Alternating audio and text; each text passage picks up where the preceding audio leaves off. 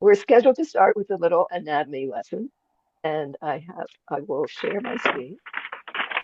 You can see the slides, which I also sent to you.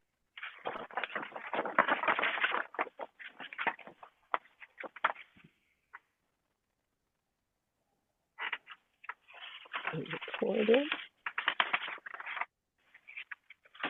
Now I'm going to stop sharing for a minute to make sure that I'm recording here. Okay. You are. Good.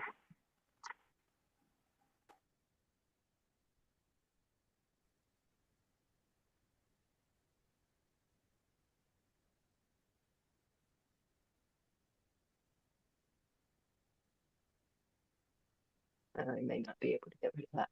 Okay. So we have talked about the serratus anterior last week, but I just wanted to bring it back to mind that it connects the ribs to the inside surface of the scapula. And it's a scapular protractor, meaning that it brings the scapula around to the outside edge of your body, your back. So that's the first muscle. We're going to be talking about the triceps. The triceps has 3 heads, and the long head, which is here in red, actually attaches to the scapula right here. And then there's a lateral head, which is in yellow here, and there's a medial head, which is green, which is really covered up by the other 2 heads in this picture. And all 3 of the heads come together in a tendon that attaches to the olecranon process on the ulna on the back of the elbow. We're also going to be talking about the deltoid.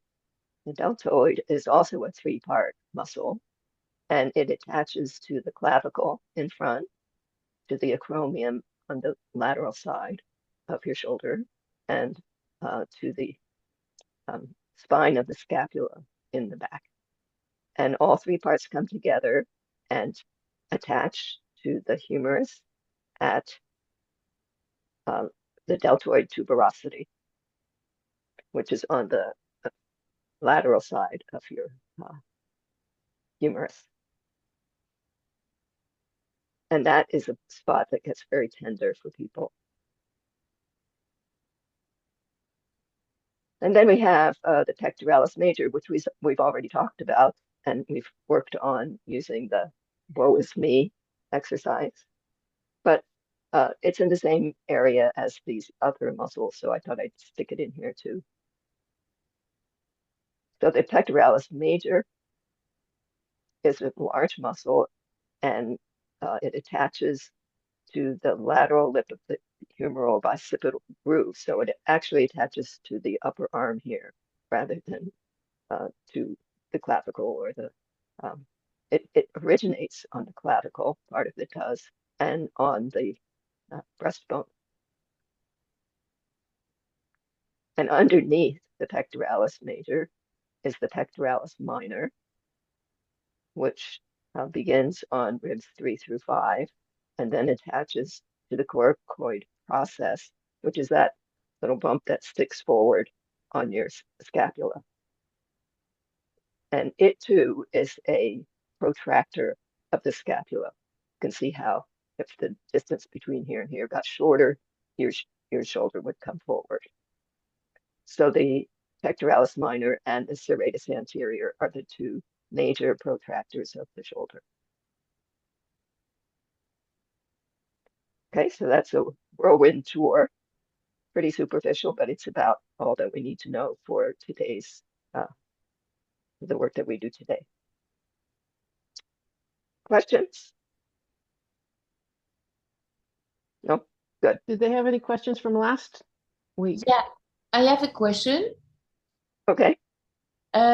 Because the last lesson you shared with us again information about anatomy, about the scapula, the 6 moves of the scapula, Right. serratus anterior. So drawings again, but did we receive this or not? Because I wanted to go over it again, and in my mail I couldn't see it. Oh, I'm not sure if you did or not. I, It would be in the video. yeah, it will be in the video, but I just, because I like to print it and Yeah, okay. Let me make myself a note, and there'll yes, probably be several of these notes that I need to take care of. So I do have some paper here. The 6 scapular positions. yeah. And about the serratus anterior, I mean, all of this was in the same file, I think. Uh-huh. Did you get the schedule for the class? For last week, yes, and for this week also. But last week I only found the schedule, but not the anatomy file. Oh, okay. Okay. I'd have to look to see if I sent it. Did you want to see the scapular movements now? No, it was Okay. just to go over it before this lesson. But Okay. Okay. yeah, thank you. I mean, we can go back and do that if you want to take a peek before we go ahead. I think we're not talking so much about the scapula today. Yeah, it's okay. I will go over it by myself. Yeah. Okay. Thank you. You're welcome. Anything else? Anybody have any questions about last week?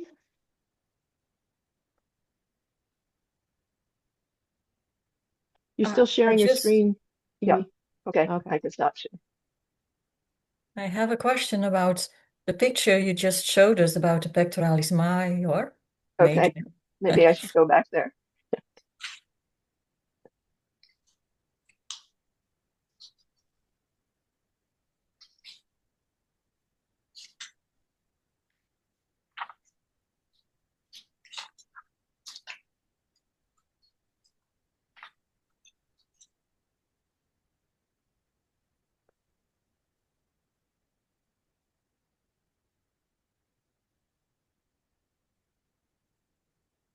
Okay.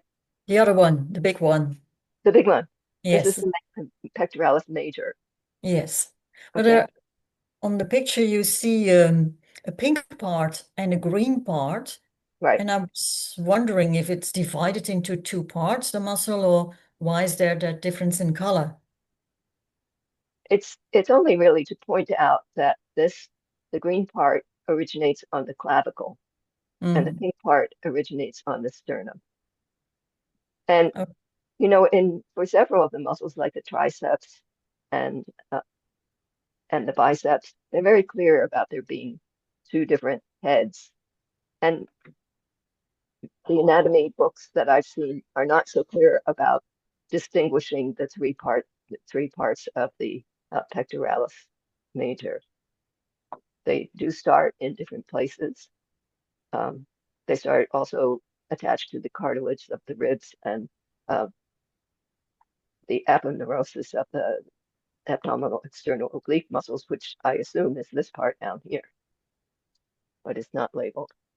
At least if it's labeled, I can't read it. These are old drawings from Gray's Anatomy from long ago. Yeah, that is a while ago. So that's the best I can do there, Hildegard.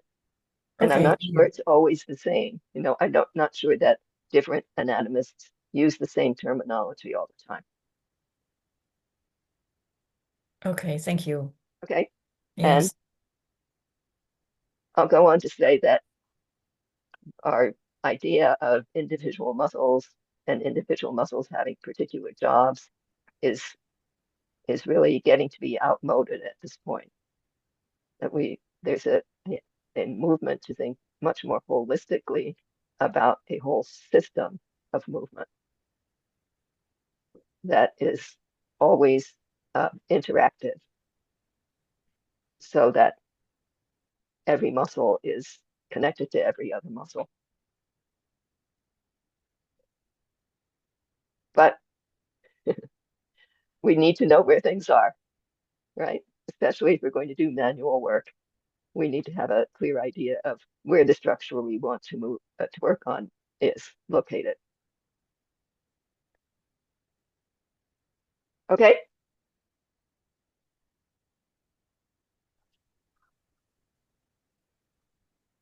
Let's start sharing again.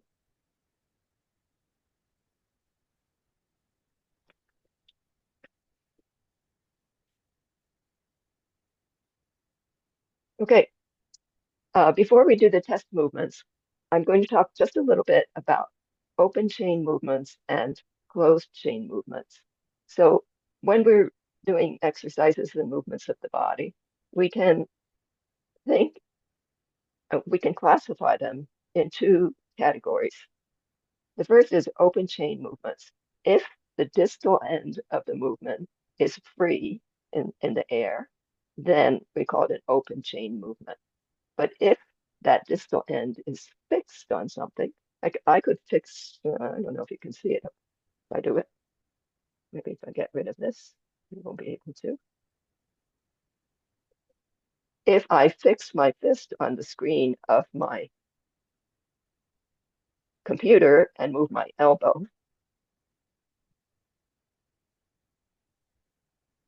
this would be a closed chain movement. And maybe I can show you a little better looking at my foot. Okay. I can move my foot up in the air like this. That's an open chain movement.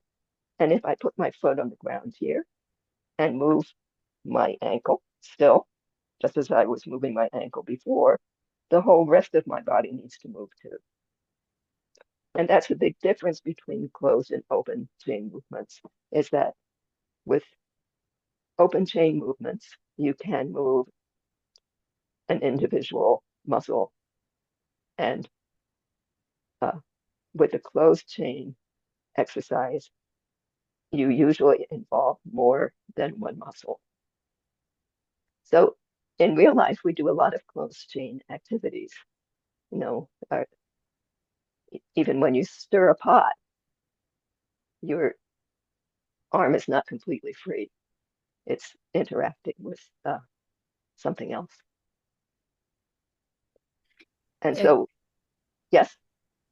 Is it the same as proximal and distal initiation of movements? Because it seems that they have a lot in common. Yeah, I don't know that term, but it sounds like it's similar. Right. Okay. Right? Why don't you tell me what you mean by proximal and distal movement? Proximal are the movements that take place that are closer to the midline. So I can move, for example, my shoulder in relationship to my neck. This is distal movement in relationship to my neck, but it is a proximal movement in relationship to my elbow. Do you know what I mean? Yeah. Yeah. But yeah. It's a little bit different. Not consider a middle part, for example, of your body as an open chain. No, you would, right? For example, if I'm moving, no, but I'm not moving just my elbow. I'm also moving my shoulder and my shoulder blade. But that is an open chain movement because the end of it is not It's fixed to free. anything. Yeah. Okay. Then okay, that's clear. The difference for me now. Yeah. Okay. Good.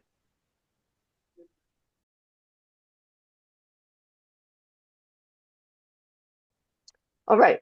So we are next going to practice most of the movements that we've done with the arms have been open chain movements, but we're going to practice some closed chain movements with the arms. And Debbie is going to demonstrate because she has a lot of wall space.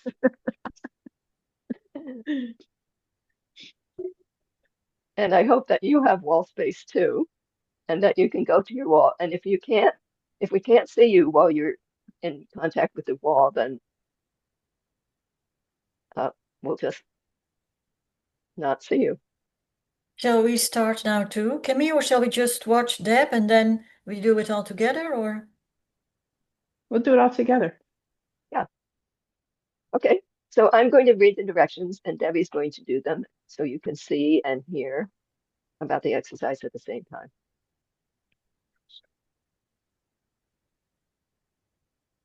Oh, we're gonna do some test moves first. Okay. Good, Debbie. Thank you. Everyone's almost ready. I don't know. I don't know if you'd be able to see me. Be able to see part of me. I see waist up. Yeah. So, just check in how you're standing on your feet.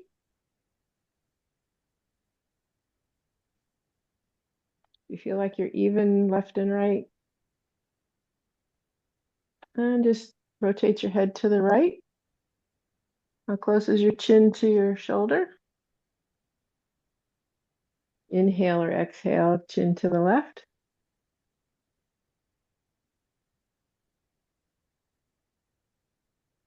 And remember to breathe ear to shoulder on one side and ear to shoulder on the other.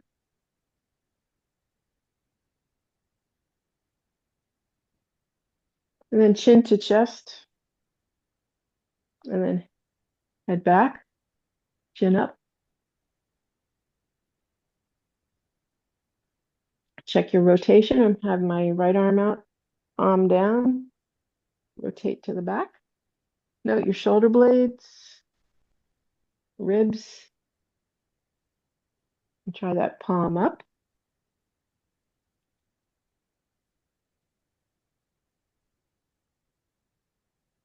Left hand arm down. Rotate back. Don't hold your breath.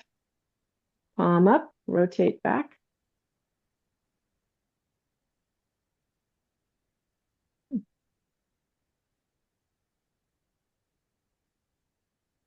And just I'm reaching up with my right hand. Feel the ribs.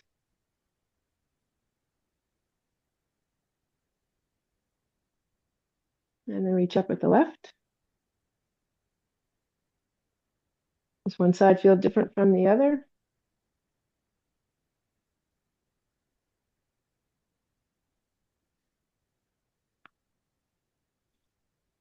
Morning stretches. Okay, now we can begin. So you're going to read, right, Kimi? I'm going to read. So facing a wall, place your arms in the Russian dancer position against the wall at shoulder height. With weight on your right leg, turn back into path 3 and forward into path 4.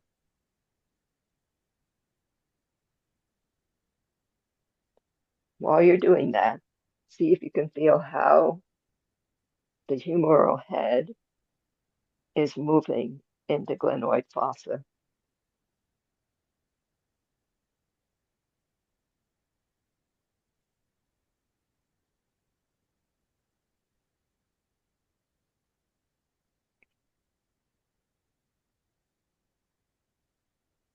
I don't understand how you're moving when you have your arms on the wall. Could you maybe repeat it? Okay, so the arms are on the wall. You put your weight on your right foot, and you're going to turn your pelvis to the right as if you're doing path 3. You are doing path 3, and leaving your arms exactly where they were.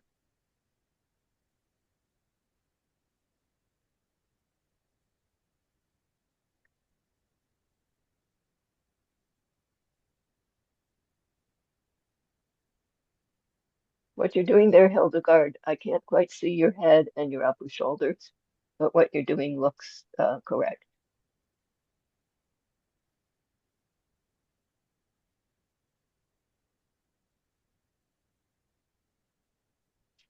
Okay, then you can do the same thing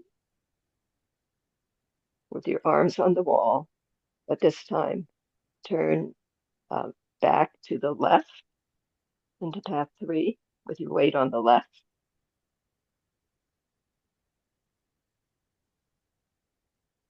Then keep your weight on the left and turn forward.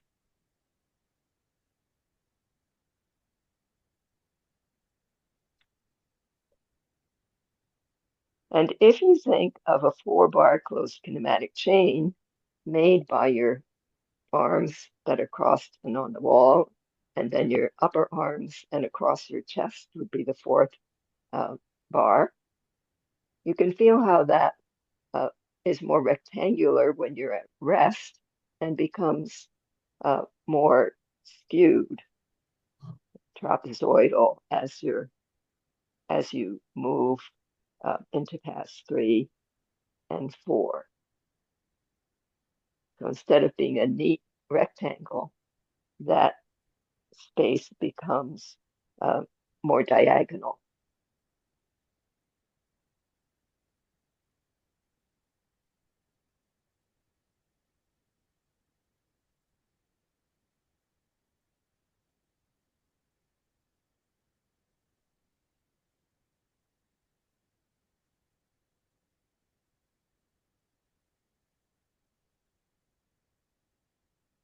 And give the arms a rest. Okay.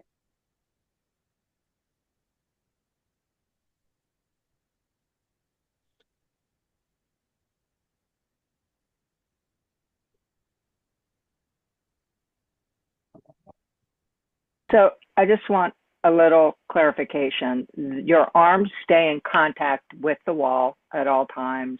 Your Elbow. feet are under your pelvis. Mm-hmm. Okay. Thank you. What do you sense in this? It's mostly the shoulder blades. What are you feeling when you do that? I'm feeling the shape change from the rectangle to the parallelogram. I'm feeling sort of the ribs moving on the humerus head rather than the humerus moving on the ribs. But I'm also feeling it a lot in my deltoids. I've been having issues in my deltoids and that attachment point. So this position is slightly uncomfortable and interesting as always when there's something going on because it's a trailhead to something, something else. Whichever hand you started on top, you can also switch the other hand. I did, yeah.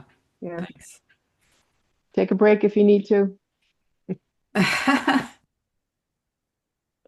Okay, onward. Okay, so we're going to have the arms in the same position against the wall in the Russian dancer position. And put your weight on your right foot. And this time, instead of doing paths 3 and 4, we're going to do paths 5 and 6. Moving your pelvis to the right and lengthening the right side with the weight on the right foot, which is path 6. Same side lengthening. Keep your weight on the right. Lengthen the left side. And then come back. And you want to keep don't let your arms move diagonally. Try to keep your arms straight on the wall as much as possible. And feel how everything around your arms has to move.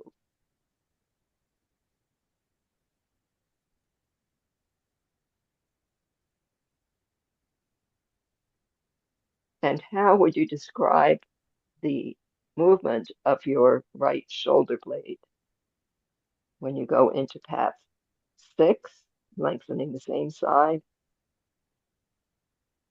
Can you feel how the shoulder blade rotates upward?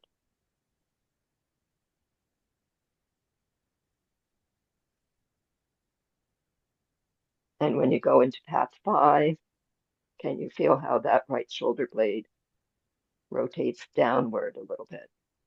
So Also that be aware of the alignment of your chin and your head, if your head is closer to the wall or if it's further back.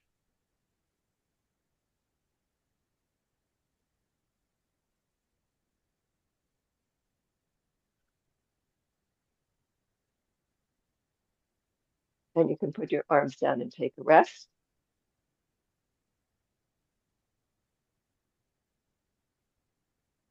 You can shake them out.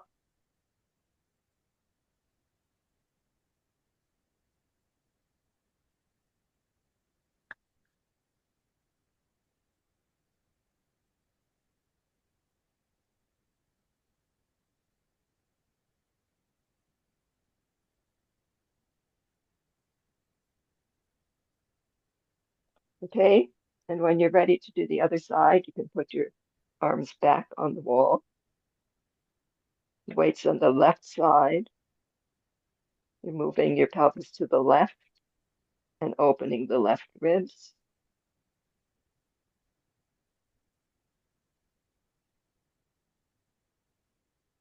And then you can move your weight, shift your pelvis to the right and open the right ribs while keeping your arms on the wall. And see if you can feel that place where the head of the humerus meets the scapula, that shoulder joint. Turn upward when you're on path 6 and turn downward when you're on path 5. Opposite side lengthening.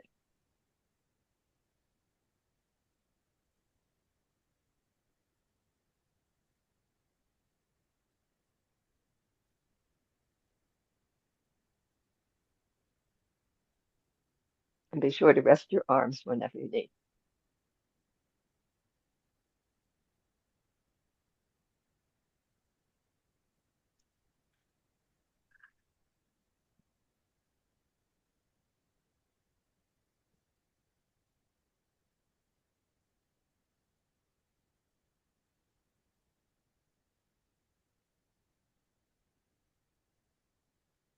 Any questions or comments about what you felt while you were doing that?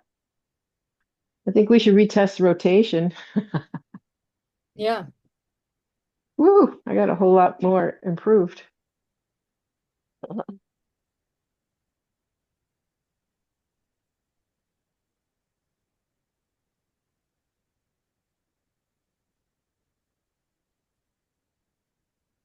Did anyone else find any changes? And for me, what gets really clear is how tight that space, the head of the humerus in contact with the shoulder socket, Mhm. how, especially on the left shoulder, how tight that is, because it pulled really clearly on my deltoid. I even feel very, very small, perhaps even ligaments being really, a bit. So yeah, it's a very clear, very uncomfortable on the left side. So I have to really do it quite small. Uh-huh. Mm. And what about on your right side? No, on the right side, it feels as if there is room enough to, Mhm. move the scapula and everything responds really nicely to it. It's Mhm. just it feels really but it has to do with that side where my ribs also are quite tight, and so whenever I rotate to the left, I feel a clear difference. That is, Uh-huh. the range of motion is much smaller and it takes more effort to rotate. There's more resistance. Yeah. Okay. And so what do you think you would do to try to loosen up that left shoulder? For me, what worked a lot was that the same thing, but done on the back, Uh-huh. and really first the shoulder blade is like really oiling that exercise we've done, moving the shoulders or just moving the head or moving the ribs in Okay. relationship to each other. That Yeah. one, the one odd out, I don't remember the name, Right. but Odd Yes. one out. Odd one out. Yeah. that really worked for me Uh-huh. because we were differentiating body parts and then putting them together in the test. So, and yeah, here is the whole, is the proximal, that is the whole body in relationship to the distal, that is the arm in the Russian. That's how I Mhm. think. Mhm. That is, it's much more difficult because there I move to the arms and Mhm. here I'm Right. moving the whole body. Yeah. So in this configuration, I feel that is more difficult to find the room than when Mhm. I'm lying down and having gravity working in my advantage. Mhm. Yeah. Yeah. Yeah. So So I think last time we did, was it last time that we did the deltoid, or are we doing that today? I can't remember. Hmm. We did Oh, a we're lot. doing the deltoid. We're doing something about the deltoid today. Yeah, Yeah. we'll do it today. Those exercises that Deb showed us, where you're lying down and you have the arm that you're working on with a fist on the surface in front of you, Yeah.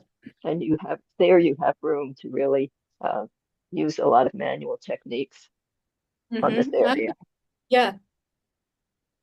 Mm-hmm.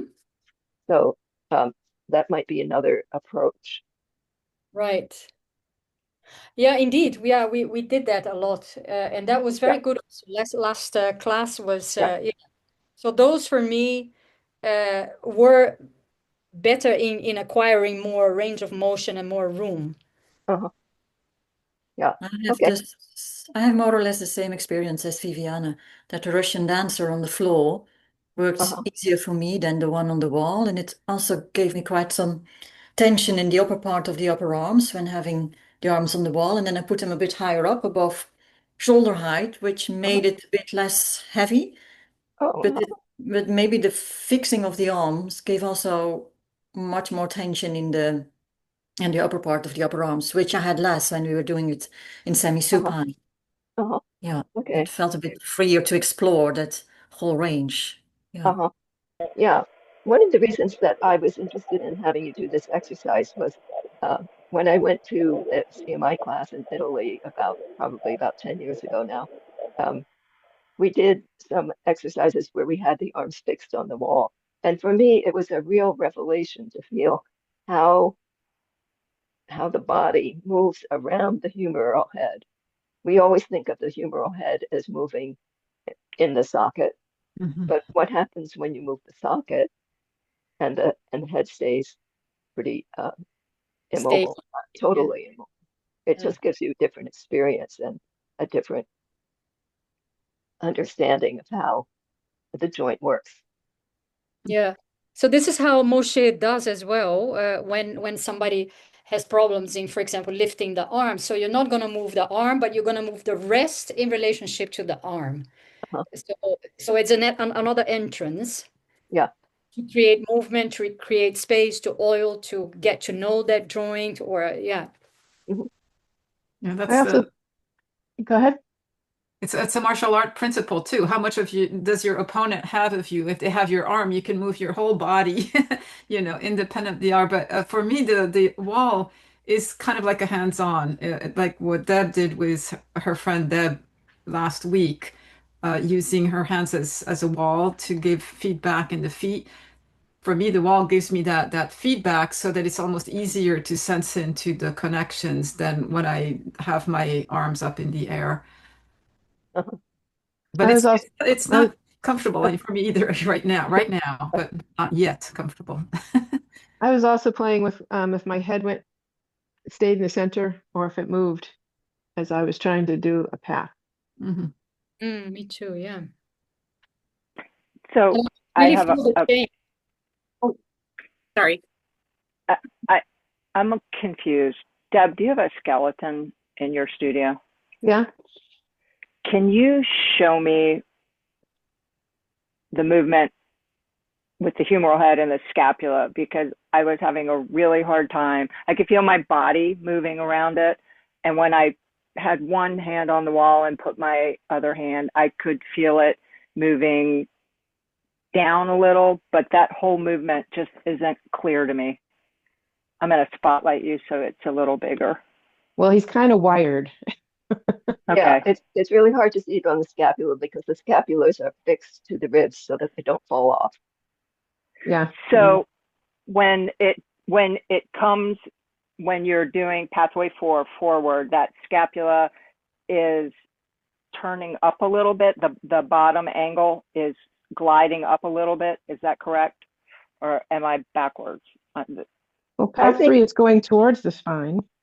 When you come in, when you're doing the Russian dancer and you're on your active leg is your right leg and you come forward into 4, is the Oh, scapula 4. moving towards or away from the spine? it's Away. protracting. in path It's 4. moving away. And what is the humeral head doing? Down? I think it's just, I don't think it's doing anything. You're So just feeling the cup sort of move around the head. okay. Okay, so that's what the wall is doing. It's preventing that movement of the humeral head to an extent, and the rest of the body has to move around that. Am I getting that part right? Yeah, I think that's a pretty good. Okay, Yeah, he's pretty fixed. Can't move him much. thanks. Thank you, Deb. I appreciate that, though.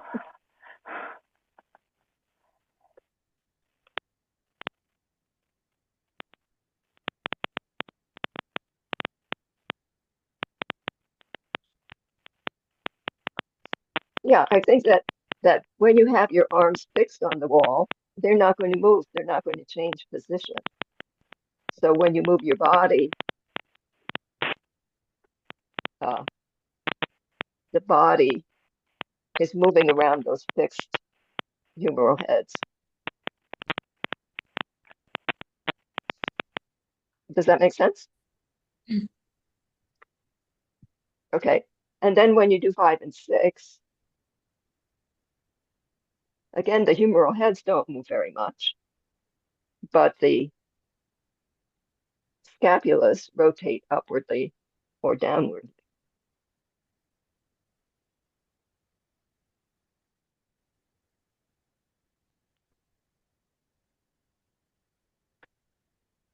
So you're not feeling big movements. You're really constrained by having your arms fixed on the wall. So let's finish with 1 and 2. We have the last 2. Right.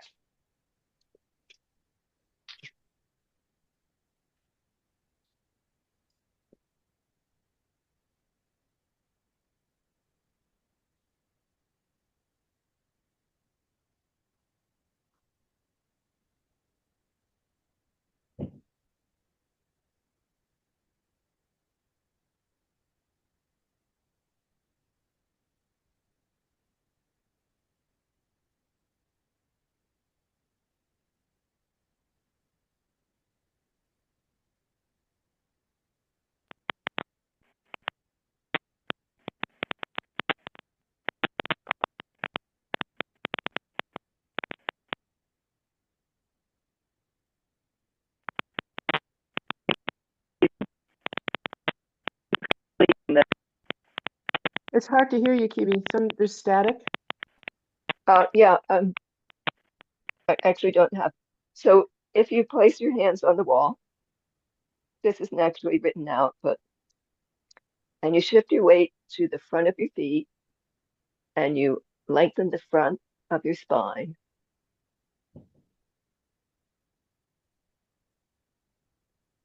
How do you feel the shoulder blades moving? And then if you keep your arms in the same place, you shift your weight to your heels, and lengthen your back, and you can bring your chin towards your Adam's apple.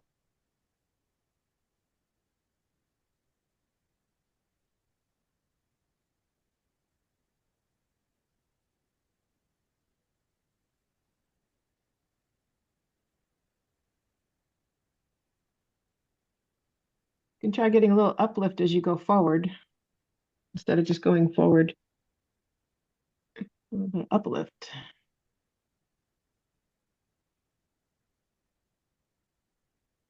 You feel the front of your torso lengthen to give you uplift. And the shoulder blades actually move downward very slightly.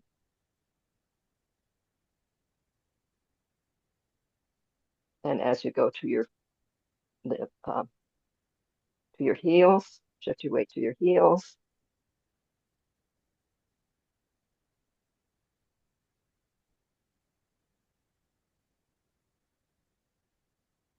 And the back lengthens, the shoulder blades move upward very slightly.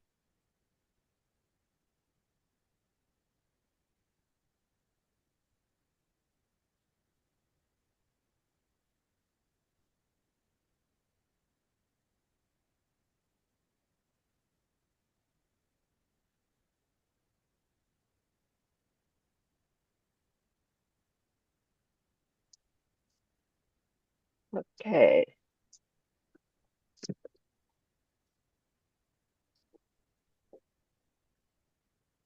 So there is another part here where you put your arms straight out against the wall, but I'm going to suggest that you try doing that on your own, or that we do it on Wednesday in the class and see what we feel then.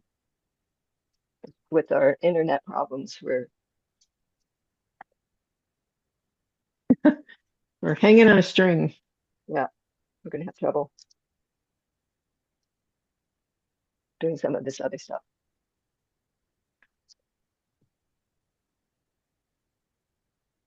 So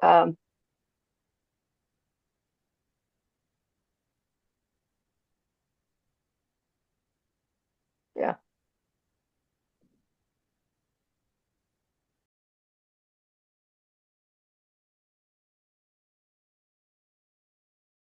So let's talk a little bit about manual techniques. And this relates, Vivian, to what we were talking about, your shoulder. So we have been using something that I call the tissue gliding mobilization. And you use light pressure with the full contact of your hand on the area that's giving you trouble. So let's say, Vivian, that you wanted to, well, we have done this with woe is me, right? We used our hand with light pressure and really full contact to glide out along the pectoralis major. Okay, but you want to be moving. Let's see, you'll be in path 3, I think. Yeah, Do you want them sitting or standing? you can do either.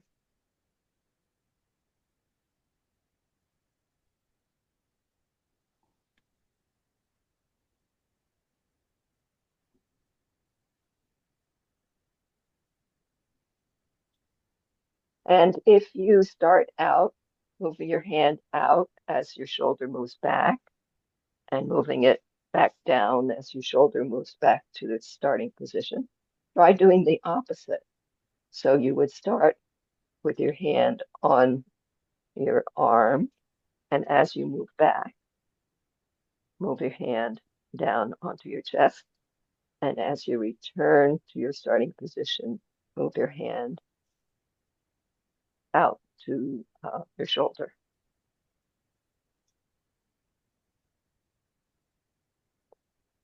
So what I think here is that you're giving the tissues the idea that they can glide on each other.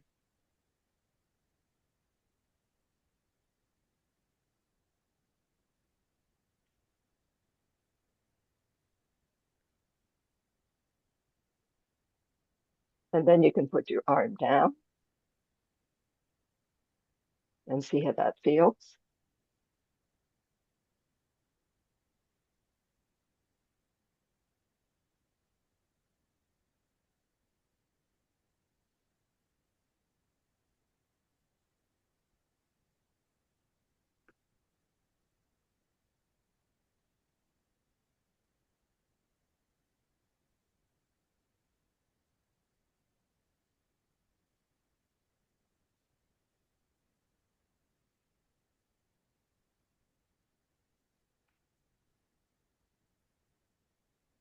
Vivian, can you feel that your left shoulder is resting in a little different place? Yeah. And it feels incredibly supple now to turn. I feel that's It's like magic, isn't it? Yeah, it feels like we're doing nothing, but when we do the rechecks, it's like, huh, what happened there? It's great. It is magic. Yeah. So I use that method a lot, especially because you can do it with any pathway, and you teach your client the pathway, and then you can say, oh, you can make it even better by using this very light pressure. It probably slows people down too, which is helpful. Yeah. That reminds me of these rejuvenation creams and hair tonic creams. And in the instructions, it says rub for 10 minutes. I don't think it's the cream. I think it's the rubbing that's stimulating whatever they're working on. Yeah, yeah. What about the rest of you? Did you have a response to that use of touch?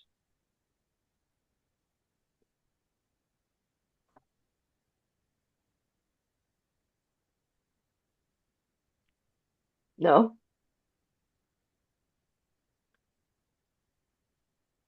Jody says yes. I think Their arms might feel a little tired just from holding them up. I think it don't know help with it probably at this I wasn't aware. December, your sound is breaking up.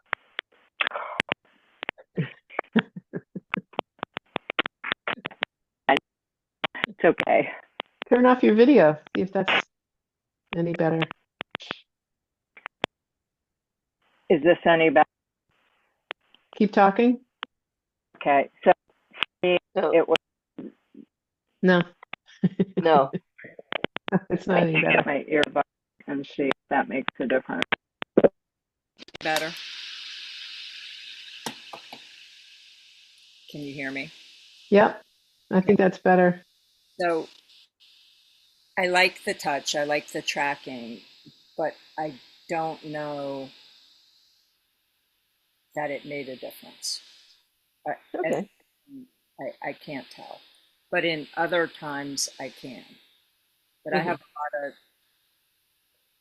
trauma, I guess, to my upper body. I don't know. It's weak.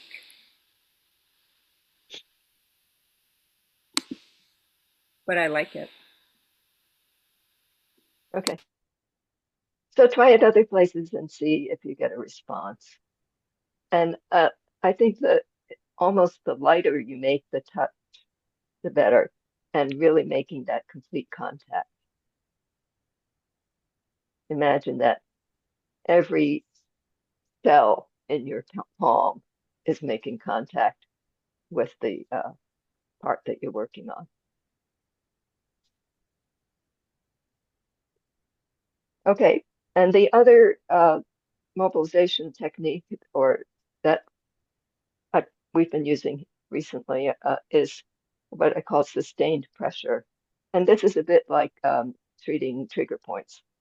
So you can take your several fingers, or you can take the center of your palm. Both of these areas are places where energy is transmitted. Have you all done this? The little exercise where you rub your hands together and then you separate them, and you can feel that there's something between the two palms. Mhm.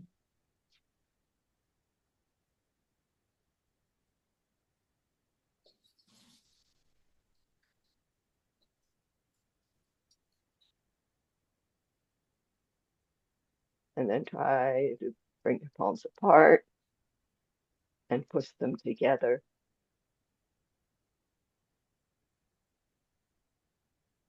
And see if you can feel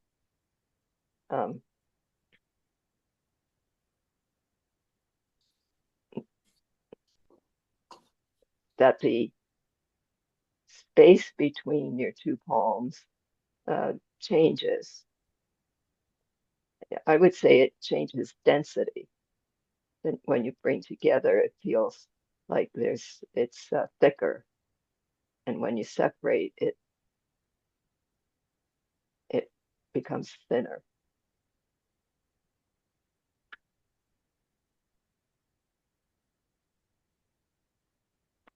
Okay, So you can take those two areas, and we're going to do this on the deltoid insertion, which is pretty much right in the middle of your lateral humerus. And if you put your fingers there, you might feel a little pain or a little tightness. And if you put your fingers in your palm there, you can do this in sitting so that you're comfortable.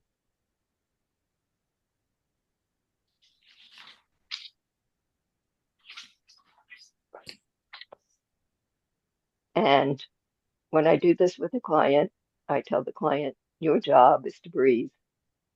And I also concentrate on breathing.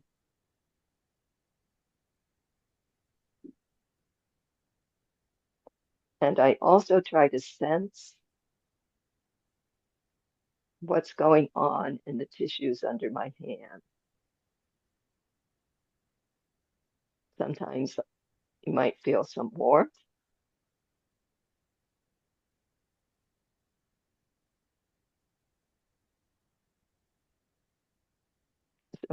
On occasion, I felt it get quite hot.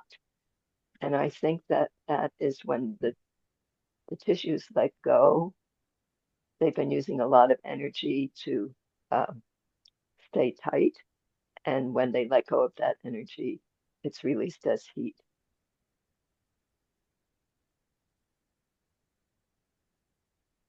You might also feel something called a therapeutic pulse,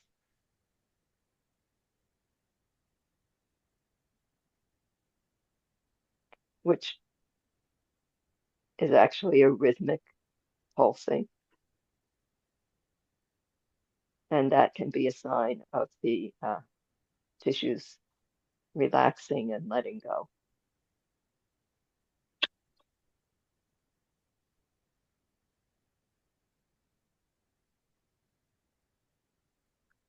Sometimes you'll feel something elsewhere in your body.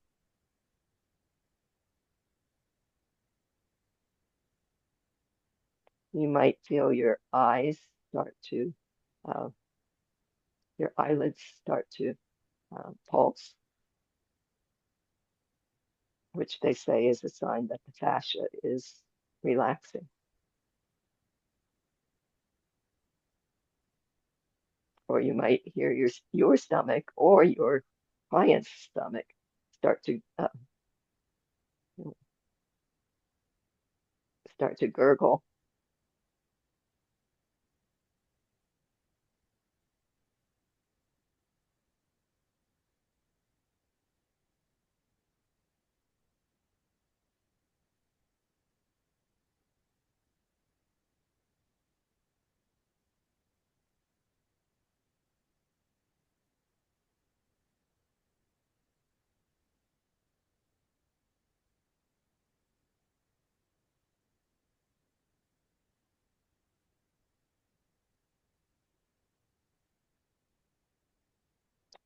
And if you feel the tissues relaxing, you can try to increase the pressure, especially if you're using the fingertip method,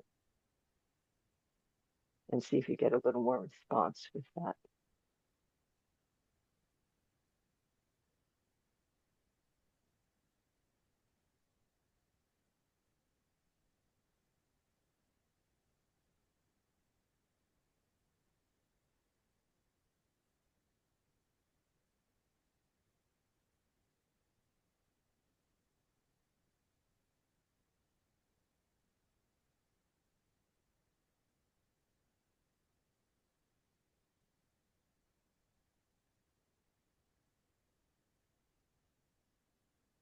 Okay. Are you ready to stop?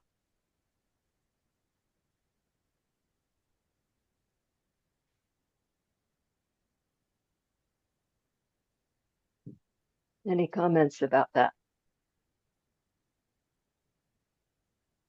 Louise? I find that for one thing, it's very important for me to have the body mechanics right. So I went and got a block to support my therapeutic hand so that I wouldn't have to kind of hold it there so that it could generally be supportive to the other side. Mhm. And for me, the tension as my hand became a little bit glued to the tissues beneath, and there started to be that connection. I was feeling the tension draining from my jaw, which is where I carry a lot of tension, more than the arm itself. But it was from that place, for sure.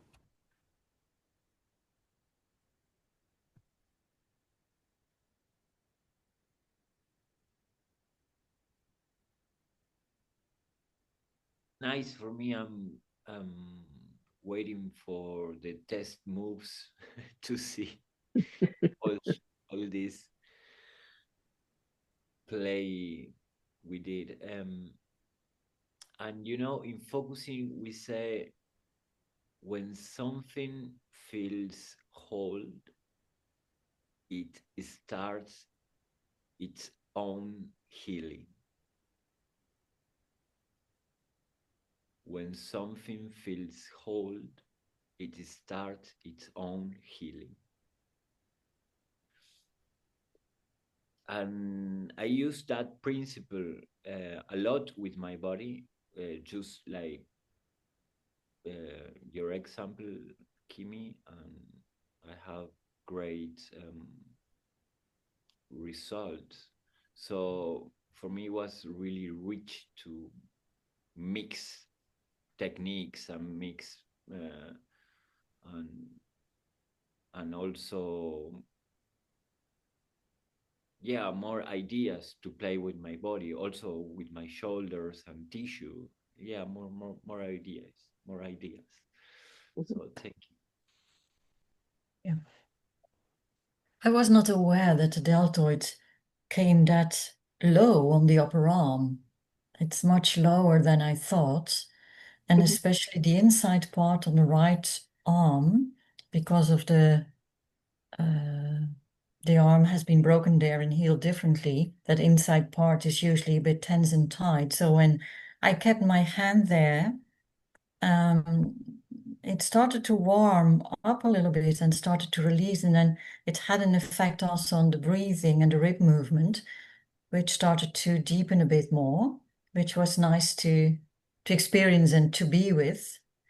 And I do enjoy touch, and the touch that we did also before, because it makes me more aware of where the part is that I touch in relation to the other parts of my body. And it also gives me a notion of care and protection.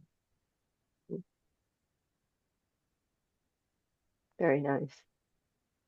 And I know that you have the surgical scar here. Do you work on it I don't regularly? have I don't have a surgical scar, but the upper arm part here broke Right. and it healed, but it didn't heal in the same way as the bone was originally. Uh-huh. Okay. So I have a limitation in movements, and it still hurts in some places Uh-huh. because I don't have the full range again. But I didn't have an operation. Okay. Yeah. Okay. And in those places where it hurts, do you ever do this kind of very gentle manual work? Well, yes, but not in the same way as we did it today. So it was slightly different. And I usually massage it a little bit Uh-huh. with a kind of acupressure or what we did in the second part. Uh-huh. But now, yeah, I stayed with it a bit longer, focused on it. And Mm-hmm. yeah, so the way we did it now was slightly different, and it made more a connection with the freeing up was more connected with the awareness of the whole and the breathing and the rib movement in relation Mm-hmm. to the neck and Mm-hmm. to the pelvis and to the legs. Yeah, which was nice to experience. Good. Anyone else want to share their experience? You don't, it's not necessary. No, Alpha just wanted to do the final test move. Okay, let's do the final test moves and then have a break.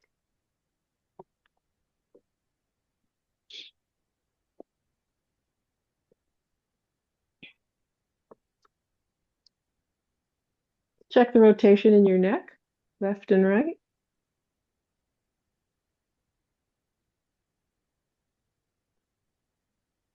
Breathe in, breathe out. And then ear to shoulder.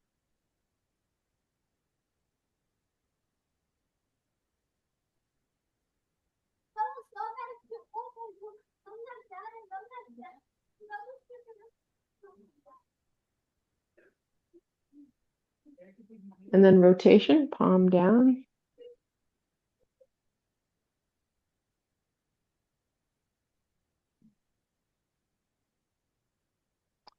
And palm up.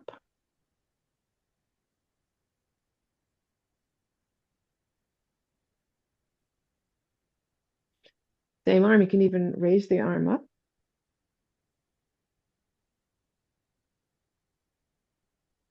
Just float up, the one that you just worked.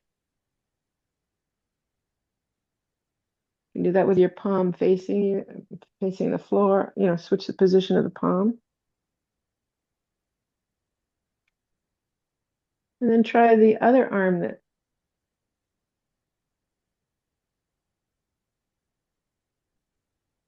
I first tested the arm that I worked on.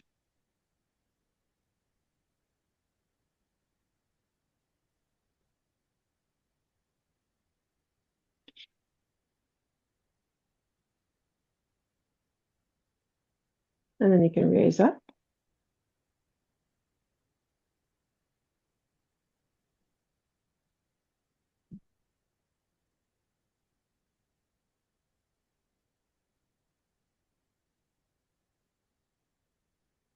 What do you think, Alpha? Is there a difference?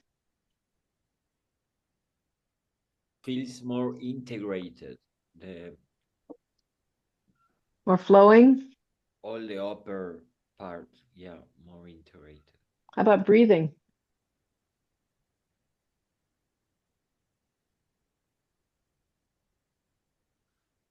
A kind of peace, actually. So good.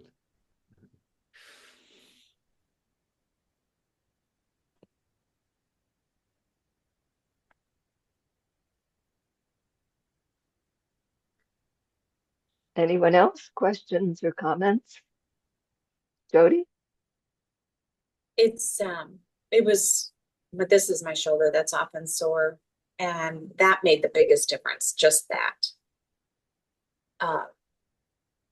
From last week doing different shoulder, this has been really difficult for me. The floor was even the hardest. The wall helped me, but that gave me just great relief. It's still warm in here. It's like warm. Uh-huh. Yay. It's telling you what it wants, what it likes. Yeah, I'm like, that I can do. That is like, I grabbed a pillow and kept it there and just, oh, it's so nice. Yeah. Listening. Mm-hmm.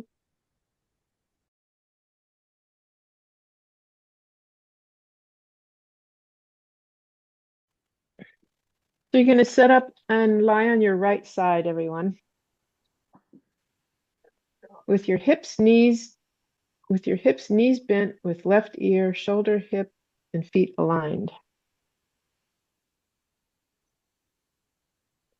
So the left side faces the ceiling and is considered the active side. So you want to have a support for your head.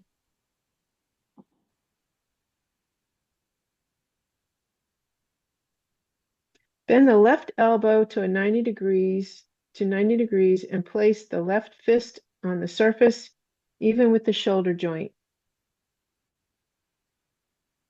Place the right palm on the upper left arm with fingers contacting the left triceps.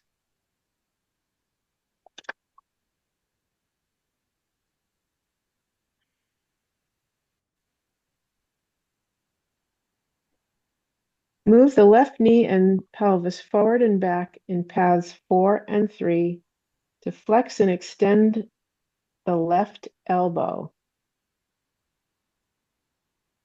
Glide the right palm and fingers along the left triceps with full contact of palm and fingers.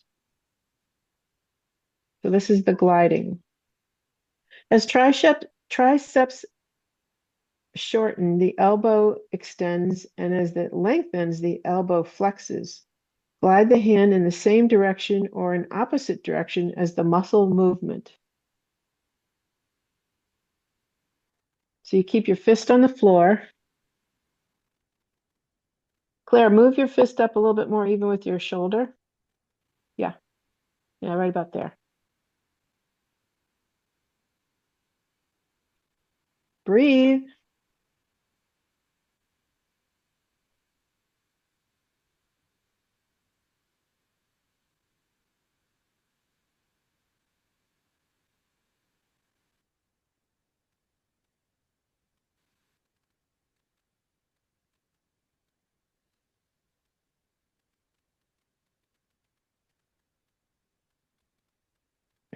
So I would suggest that it feels better to move your body rather than just your arm, your hand, right?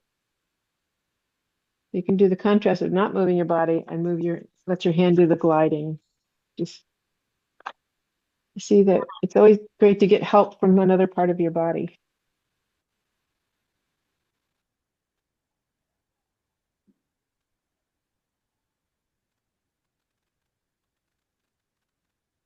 So that's the gliding mobilization.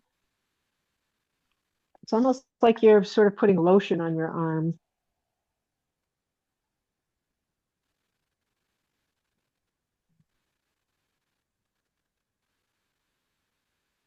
This is gliding to use your arm rather than contracting.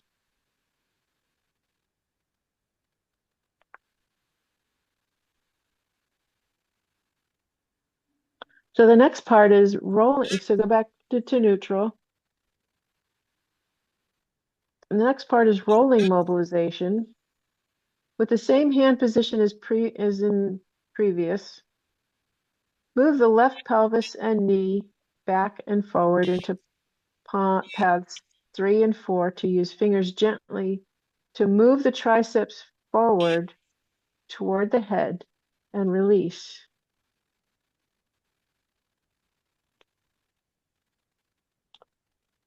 Yeah.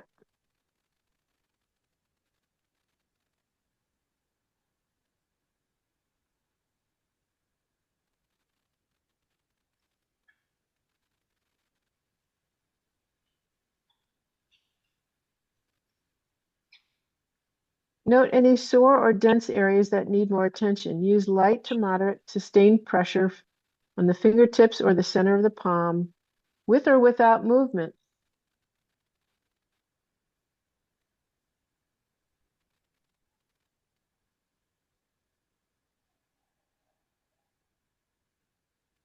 A lot of people are surprised to feel that area back there is tight or sore.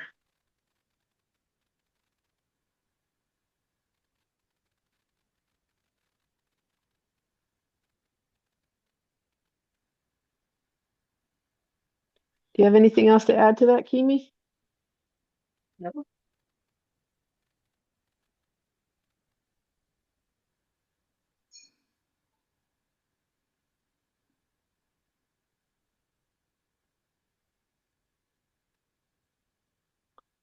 So I'd say let that rest and lie face up and just note if one side feels any different than the other.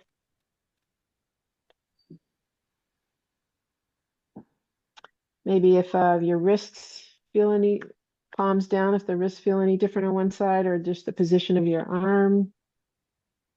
If you raise that arm out to the side or roll that arm out to the side or up towards the ceiling, and then try the other arm. Is there a difference?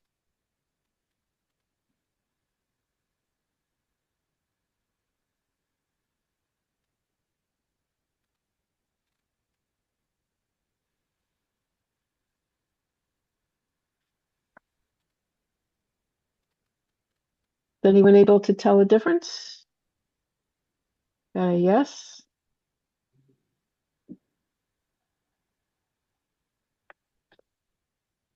All right, let's do the other side. The left side feels closer to the ground. The left side feels closer. It's a happier side.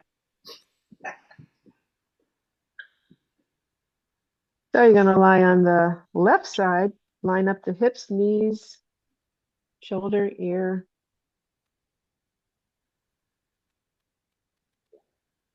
Bend the elbow at 90 degrees, place the fist on the surface. And place your left palm on your upper right arm, the fingers contacting the triceps. So you're going to do the gliding first. Move the knee and the pelvis into path 4 and 3. And that moves the elbow.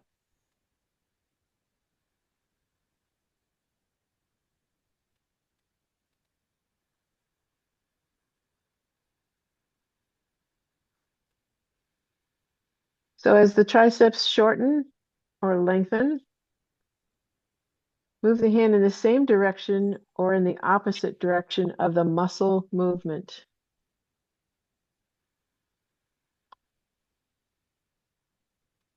Jody, try moving your fist up a little bit higher towards your shoulder. See if that feels any different.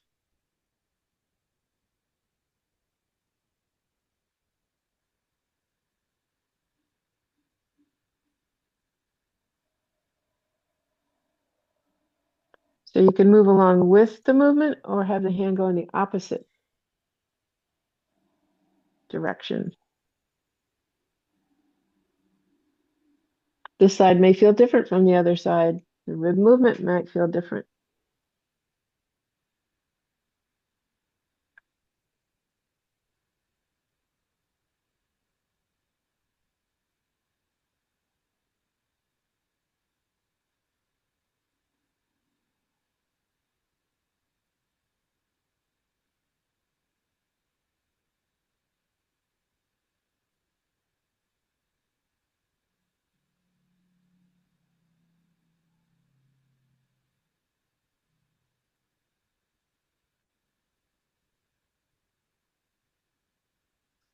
Okay, now we'll go into the rolling mobilization with the same hand position as previously set up.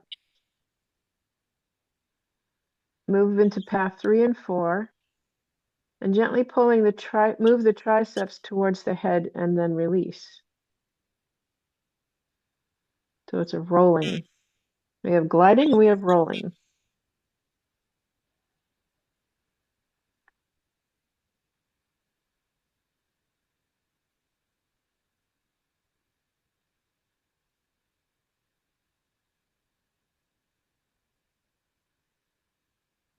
So think of your hips and your ribs helping this movement as well.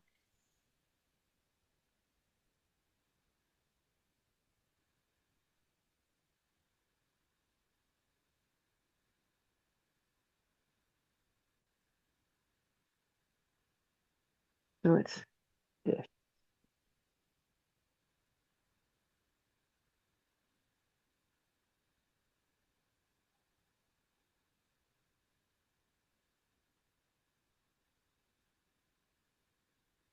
And you can also stay still with this movement if you didn't want to move your body.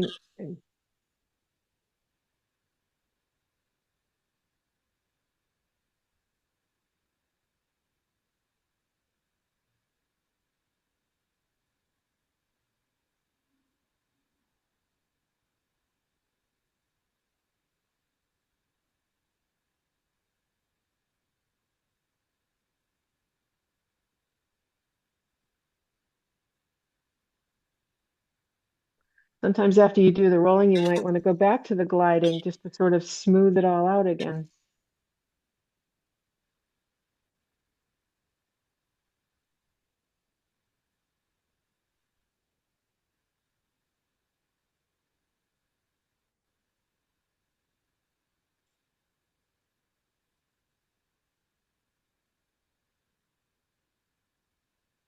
This can also be the last piece when we've done the elbow circles before, working the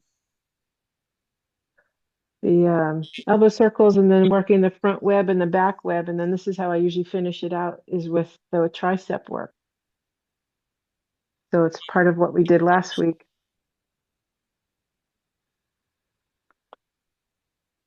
And then you can lie face up and see how it all feels.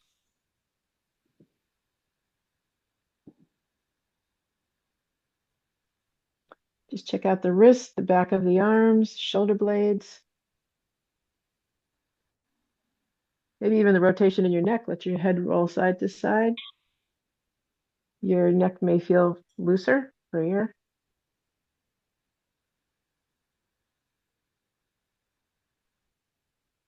And let your hands sweep out to the side or up towards the ceiling.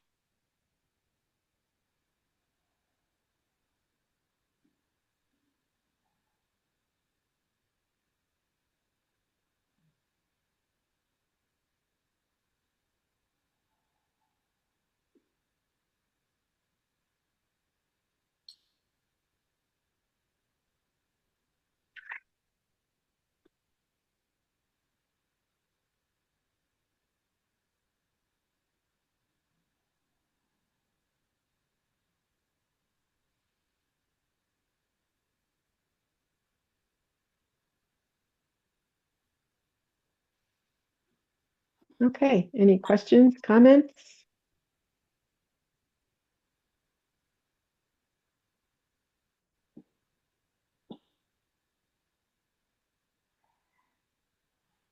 Yes, Claire. To be honest, I didn't understand the difference between the two parts of tasks. You mean between the gliding and the rolling? Yeah, I mean, I understand in terms of speech, but physically, I don't. What do we do differently? I think I can show it. Thank you. Thank you. So when you're gliding, you're going over a large surface area of your muscle. Yeah. Right? And when you're rolling, you're taking your fingers and actually pulling on the muscle. Gliding is almost like you're putting lotion on. Yeah, this I got, but this all right. So you do that while you do past 3 and 4. Yeah, when you do a little movement that helps you move your hand. And what I feel when I'm here is that I'm on the edge of the lateral triceps. And there's a little ridge there between that and maybe the other thing is the long head of the triceps that goes up here to your shoulder blade. Mm-hmm. And that intersection there, or that seam between the two of them, is a little bit tender. I can also try to just glide along the seam. I was doing that for a while and seeing how that felt. But what Debbie is suggesting is that we can do a little pulling. Thank you. Thank you. Got it. And I didn't put my mic back on, but I think you can hear me. We can hear you enough. Okay. Any other comments?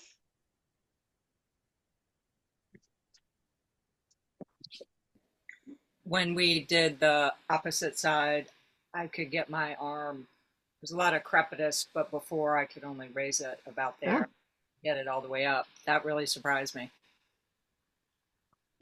I wasn't clear at first, but I think I got it now. Was the gliding that we're really sliding the whole hand. I thought maybe we were just connecting to the muscle and kind of imagining that we're gliding, but without really moving. And then on the rolling, is it like the gliding that it doesn't really matter when you roll up on the elbow flex or elbow extension? Can you do, is it like Yeah. you can do it on Or you either? can stay still and do it, you know, it's Yeah. just, And Yeah, then, you're working on a specific part more with the rolling, and you yeah, actually pull on the tissues, whereas in the gliding, you're yeah. just going over the tissues. Okay. And I like to imagine that that the tissues are gliding on each other as I do the gliding to them, Hmm. rather than contracting and relaxing as we usually think about muscles working. Yeah. Thank you. For me, the effect that I had the most was on my neck when I was turning the head, lying on my back. I can really feel that could really feel that the movement range was much bigger. So it kind of it's funny to think that doing something here in my triceps would affect the muscles, yeah, the trapezius, the scaleni, all the ones connecting, yeah, on the Yeah. neck.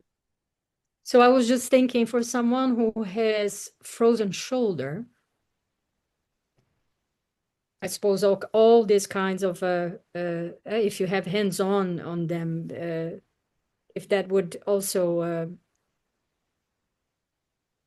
contribute to some kind of relief or some kind of more movement well, the space. thing is, they can work on themselves doing this. That's the beauty of it. Also, yeah. Yeah. Mm-hmm. I was already imagining a whole class starting from this and lying down on the side and like, oh yeah. Also, with the Russian arms, I have my class do a small figure eight Uh-huh. when they're supine, and then the figure eight gets bigger, so their elbows come down and touch. Yeah. So instead of going, you know, side to side, then they can just move differently as well. Yeah. So many things that you can do. Yeah. No, it's a beautiful sequence. If you think of the things we've done 3 classes ago and the one before, from the class before, and this. Yeah. So for me, I just realize Maybe both. that I always felt these two part of my, I wouldn't say body, I would say energy, like weak. And also a lot of tension. I remember my Tai Chi teacher used to say, Alpha, expand, open your arm when you do this. Open. It feels like always a little bit tense here. So in when we been in this part, I just came in that idea. I used to feel when I was younger, like weakness here. So I spent a moment with that, no, trying to connect with that. So it was really interesting. I guess I need to spend time there. So it feels great. It feels great to and how you say, like feels good to do something about that, not just suffering that, doing something. And also for the gliding thing, yeah. Joseph used to say, the tissue will teach you. And I guess that two, the rolling and the gliding are different hands job. And I guess I was trying to open, yeah, just, I don't know if you know this book. I do have time to show something. Or? How are we doing? What's the book? Yeah. Yeah, I have it in Spanish. It How's is it called? Alfo, if you're going to come on Wednesday, then why don't you prepare something about the book for Wednesday? Well, yeah, Okay. nice. Yeah, this is the book. Maybe you know this guy, Butler. Mobilization of the nervous system. Oh yeah, I've heard of that. Oh, I took a course in that once. Okay, I will try to find what I try to say and say Okay. something about the gliding, maybe guiding something. Uh-huh. Yeah. Yeah. Cool. Make sure I get there Wednesday. I put my glasses down somewhere and I don't know where they are. Sorry. Oh, how I've done that so many times. You need your other pair of glasses to find the first pair. So Deb, I was wondering if you or Kimmy would be willing to maybe record a short video that we could use as a practice, maybe that we could download with the sequence, the side lying elbow work from the test, the circles, the armpit, the tricep, that whole little shoulder routine, because we've done a lot of different things. And I would love to. That's a whole piece I teach in a class. Yeah. But we could probably make a video from the videos that we have from class.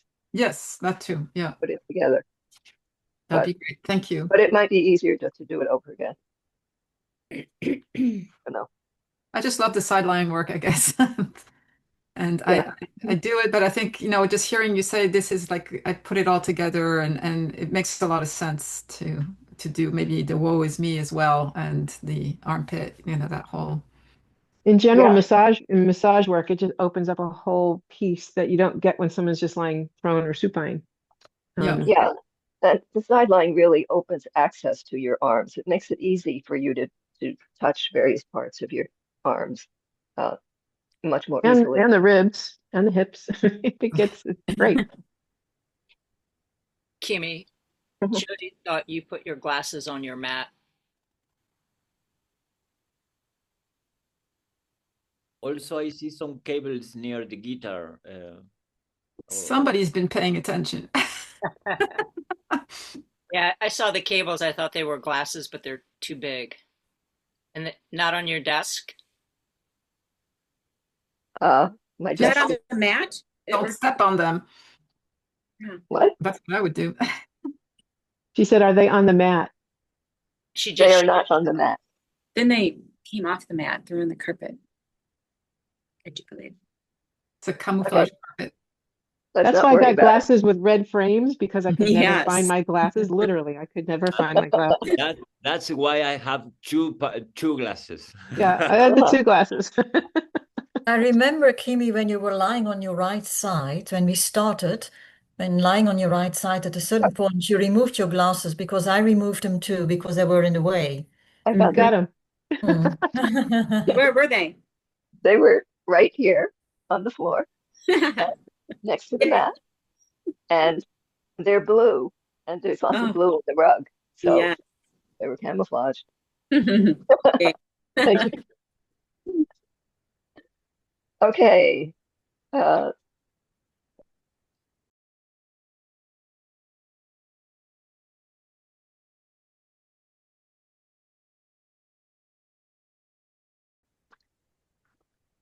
Next, we're doing sitting forearm pronation and supination. And I'm going to add in something that we skipped. So it can be sitting.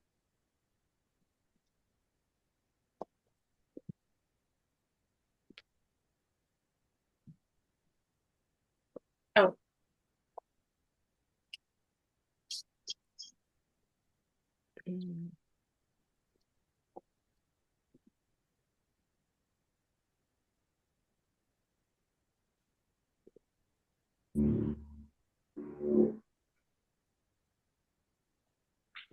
I just can't get far enough back here.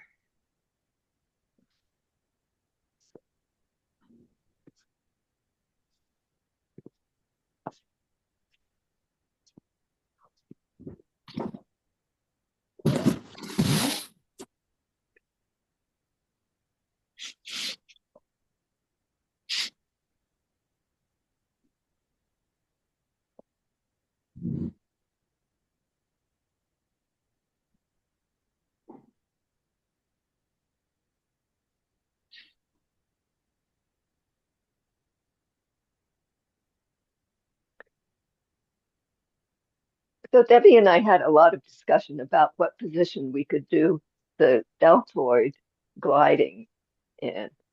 And, we tried lying on the side and lying on the back and standing. But I think that if you do a small movement,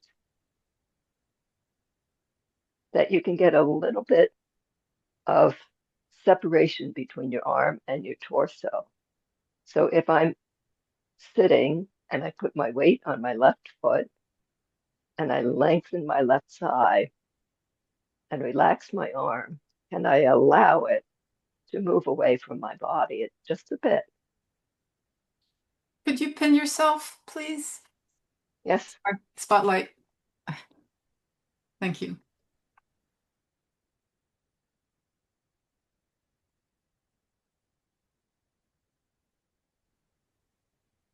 So I'm pressing with my left foot, lengthening my left side, and just letting my arm come away from my body into that abduction motion that the deltoid does. And I can reach my other arm across and glide.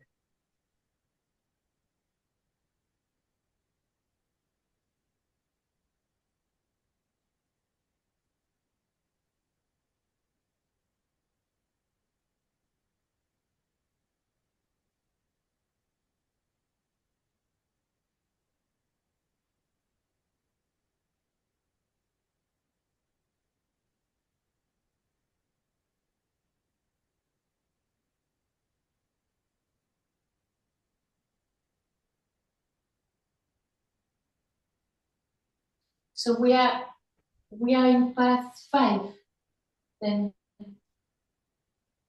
No, we're on path 6 because the left leg is the active leg. You're pushing on the left leg and the left side is opening. Oh, sorry, I was doing the other side. Yeah. Same side lengthening. Yeah. You can do it. You can do it the other way. You can do path 5 with the other leg. It'll work just as well. And then you can see how lifting your arm up, out to the side and down goes.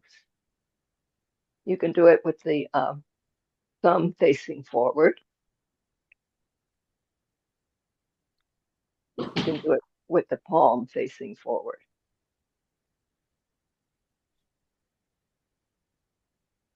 And just for comparison, do those movements on the other side that you haven't worked on yet. And see how that feels.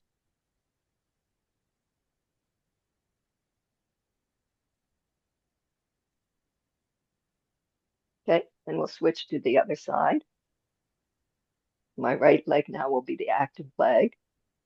I'm going to shift my pelvis to the right. And I'm going to let my arm be very relaxed so they can just drift away from the body without any effort.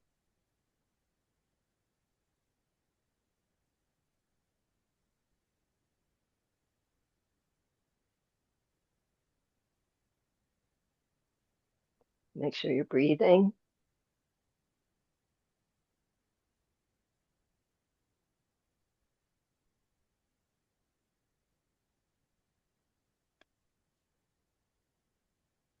And you can add your gliding.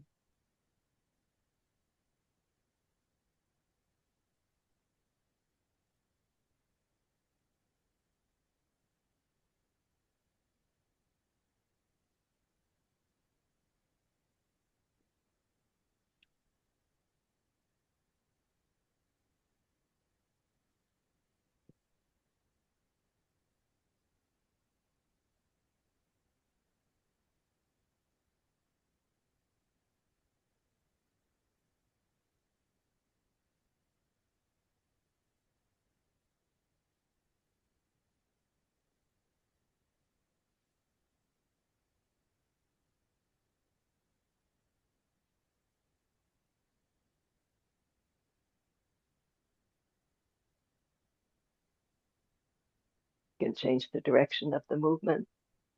That now.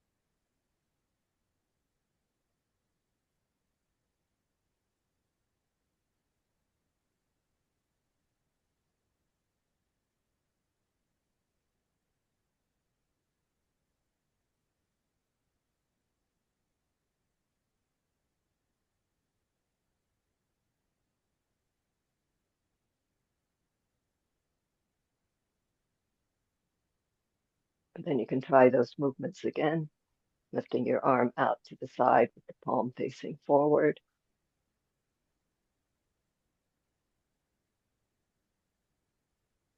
Lifting your arm out to the side with the palm facing your body.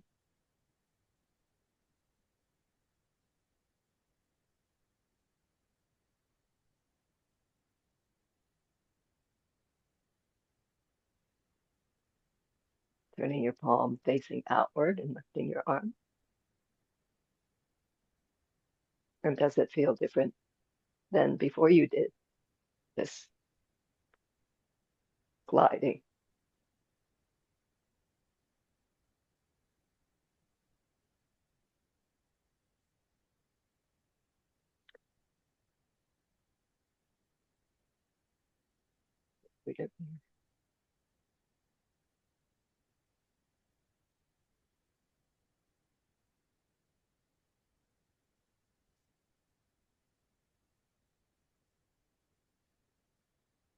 So let's do one more movement in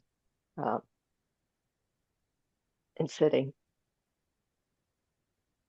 We're going to use paths 1 and 2. So you can just try rolling to the front of your sit bones, lengthening the front, path 1. Rolling to the back of your sit bones, lengthening your back for path 2. Front lengthening, back lengthening.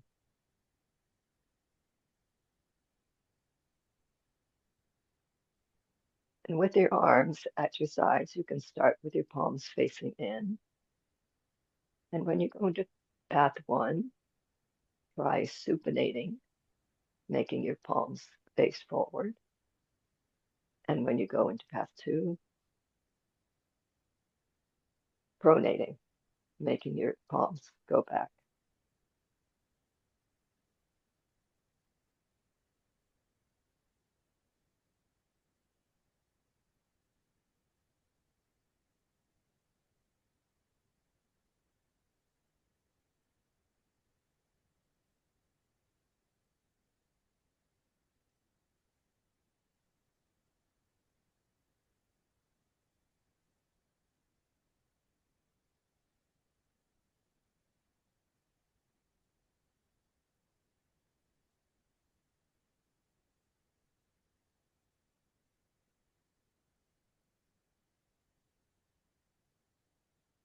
And then stop and rest.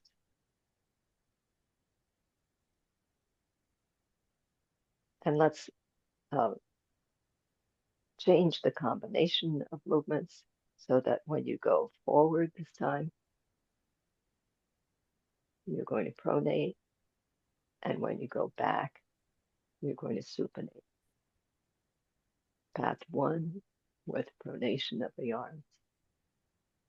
Path 2 with supination of the arms.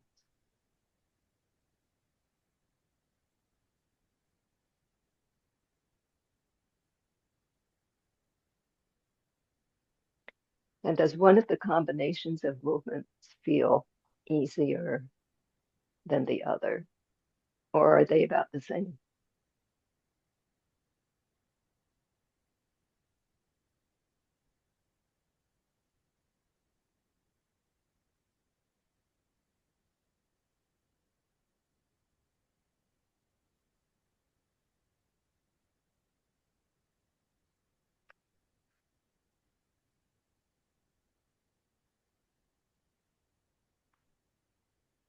And next we can try the same idea, but with the elbows bent, and start with the palms up. Go into path 1, turn the palms down. And then into path 2 and turn the palms up.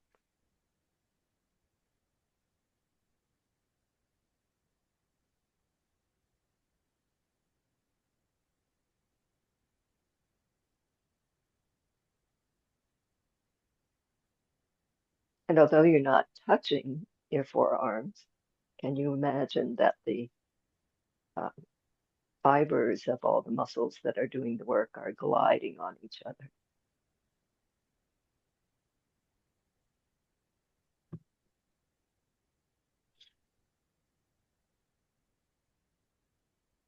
And then you can try the opposite combination, so that when you're in path 2,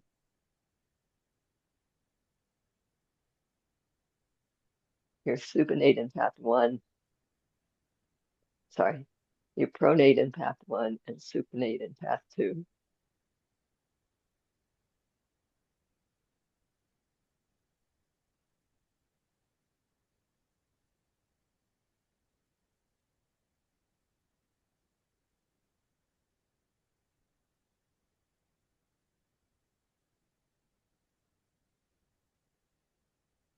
Or you can supinate in path 1 and pronate in path 2.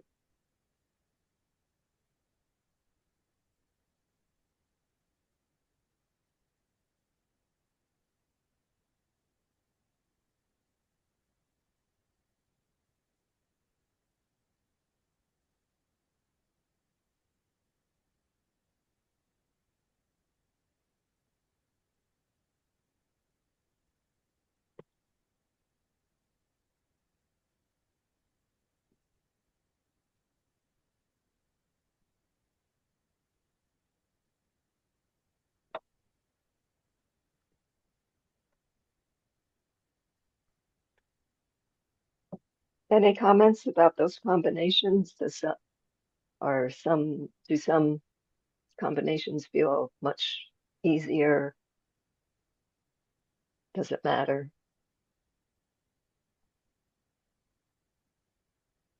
They're testing. Good.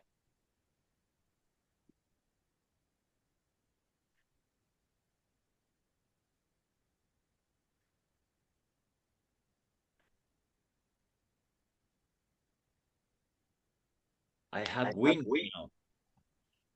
Not You have arms. wings. Not arms. There's an echo. Yeah, I heard that. Now there isn't. No. Many wings. So.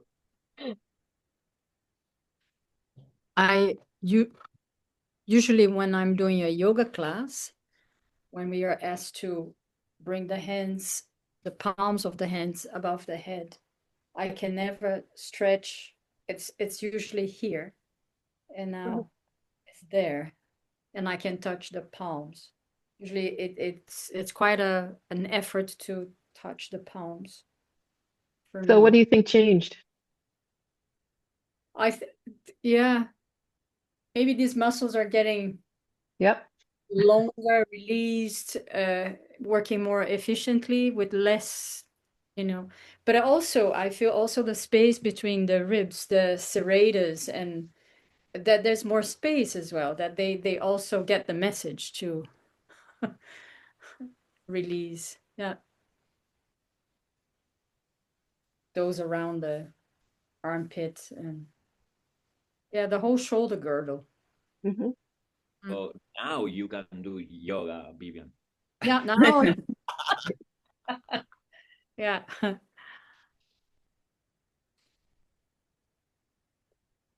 I have a geeky anatomy question. Are the lats the antagonists to the serratus? Or is it the serratus inferior? Which, if say we're rounded shoulders and our serratus is hyperactive, the serratus anterior, which one should we be gaining more awareness of to balance out, the lats or serratus inferior? Which one is kind of out to lunch and not doing anything? I have no idea. Okay, well, I'll look into it. I'll answer that in my case study. Okay.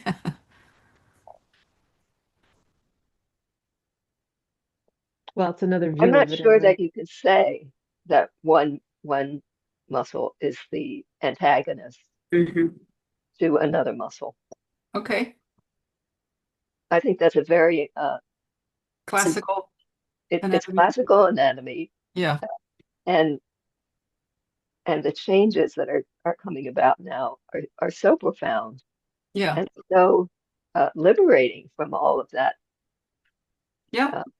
I agree. It's a bigger question, but yeah, yeah.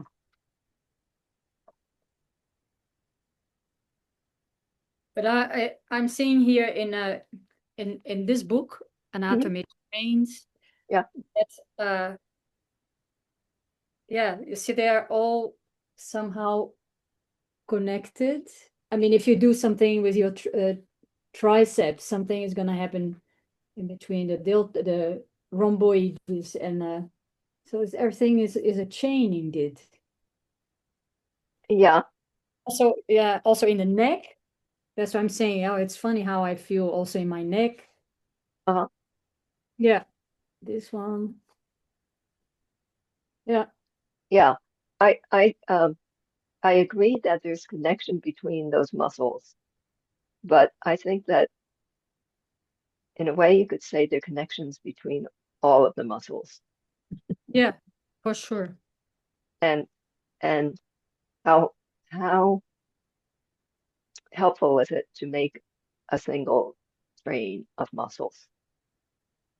Yeah, because for me, it's like what I said before in one of the classes is the whole thing, is your connection to the floor, is the breathing, is the state that you get into. So everything plays a part. So it's indeed not just that, you know, Yeah, yeah. the Let me attention. write myself a note to give you a link to. Do you know who Dr. Gimberto is? Jean-Claude Gimberto. He's a French surgeon, and he has been studying fascia with a endoscope for about 20 years. And he just published a paper recently where he describes how he did something like 1,500 surgeries or 1,300 surgeries.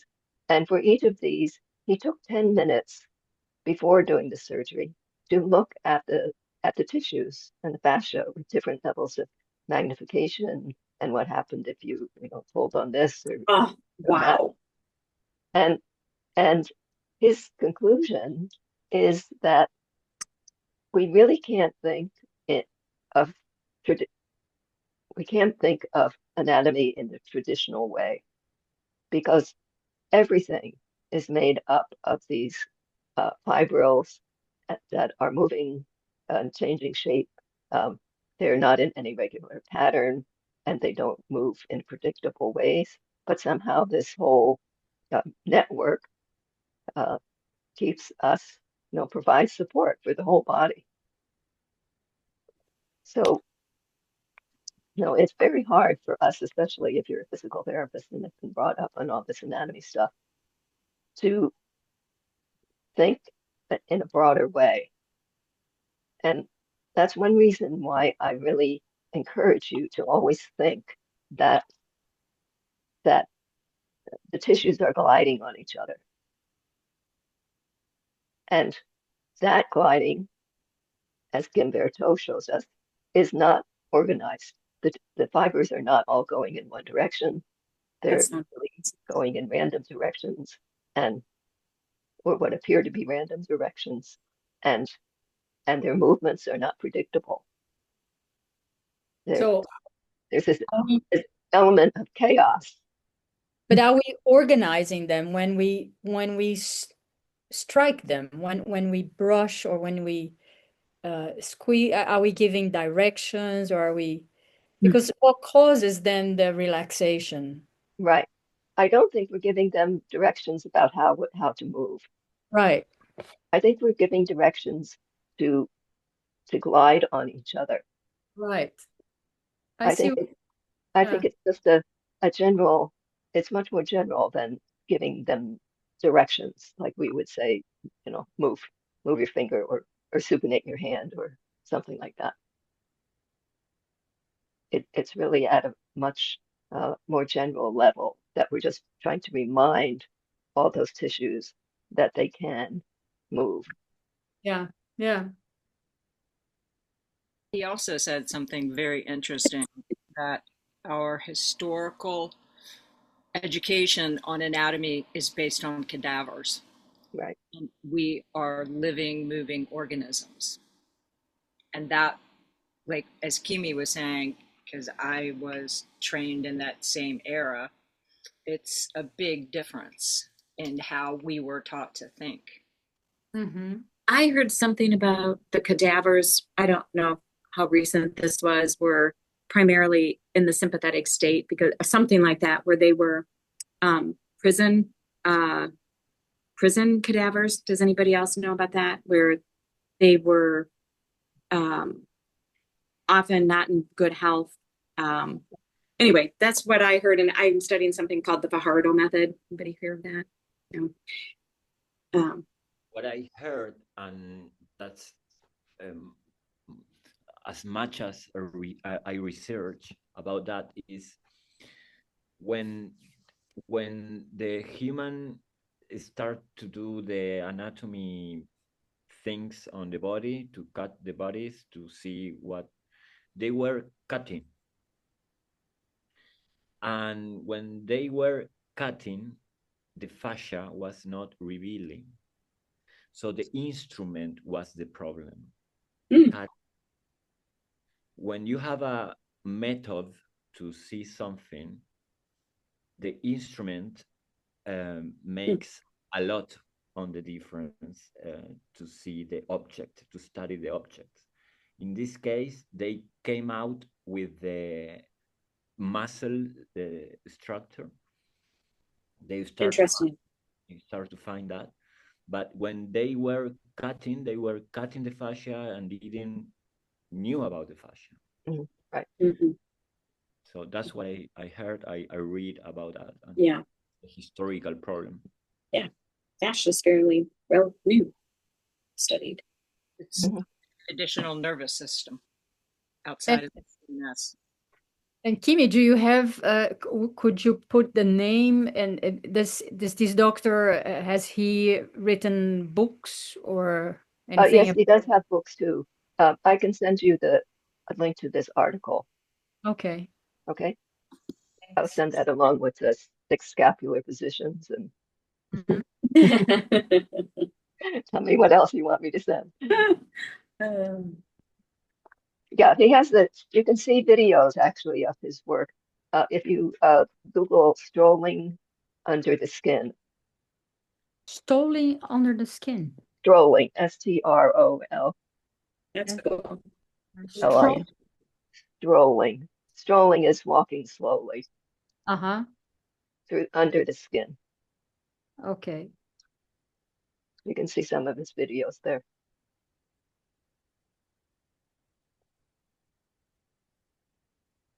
But he's in this latest article, he's compiled a lot of the observations that he's done over this last 20 years and come to conclusions about that.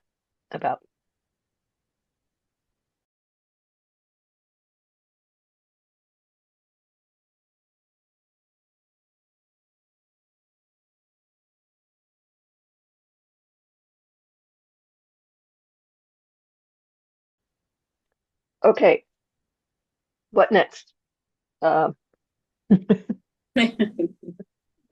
Who's on first? Standing pathways. Yeah, let's do standing pathways. I hope you have a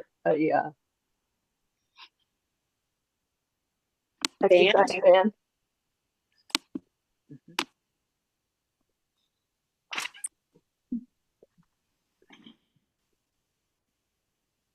See if I can get myself in the picture here.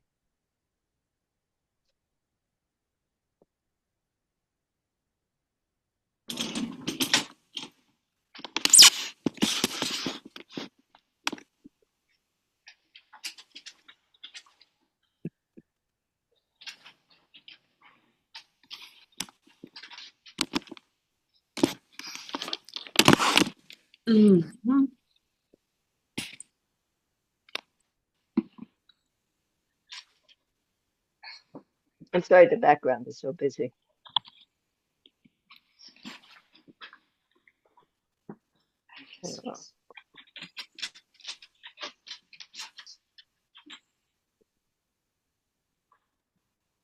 There we go. You know what? I'm going to put this down so that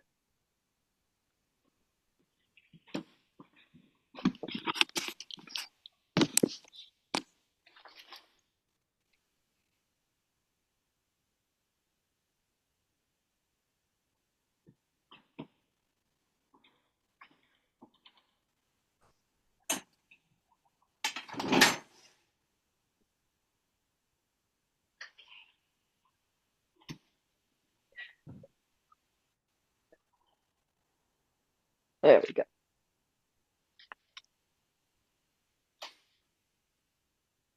Okay, so you can start with a lightweight band. If you don't have a lightweight one, whatever you have will do. And put it under your right foot. And we're going to go into path 1. So just hold your band limp for a minute and go into path 1 and feel how your front is lengthening. And come back. Now, as you do that, you may feel that your band tightens a little bit. It loses all its slack. And when you feel that tightening, you can move your arms so that it gives you a little resistance. And here we're bending our elbows. So we're working the biceps, but we're working a lot of other things too, right? You're working your back extensors. You're working your right leg muscles to support you.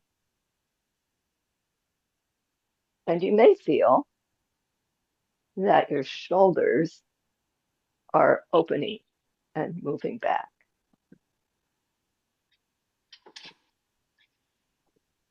And then your shoulder blades are moving together.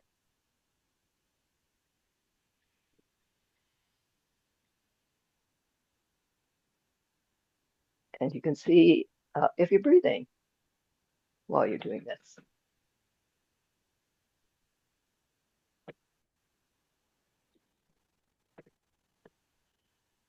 And you can stop on that side. You might feel a difference in the two sides. And put the band under the other side.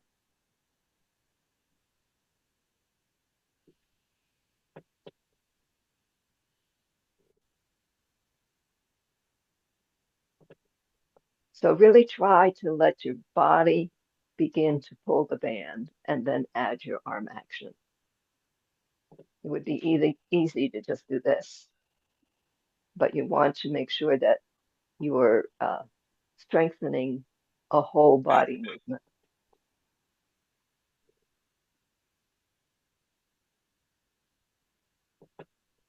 Debbie, are you able to see everybody? Yeah. Good.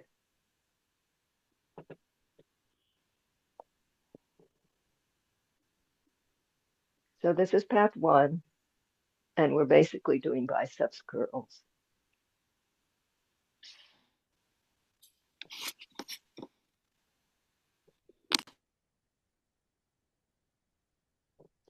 Okay, for path 2, you're going to put the band around your back and under your arms. And again, one foot can be forward and the other back. You're going to shift to the back foot. You can bend your back knee very slightly. And you're going into path 2. Again, you can do the movement and you can feel that you start moving and then you feel the band tighten. And when you start to feel the band tighten, then you can add some muscle power. Let's go to the side so you can see that.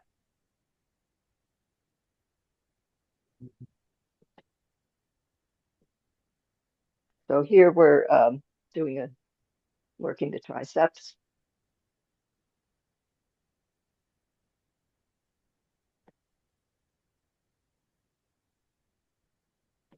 As well as the leg muscles on the right leg, especially that are supporting you. And you can feel the pelvis tilt backwards. And the shoulder blades and shoulders, the shoulders are moving forward. And the shoulder blades are coming away from the spine. So the shoulder blades are protracting. You're working on your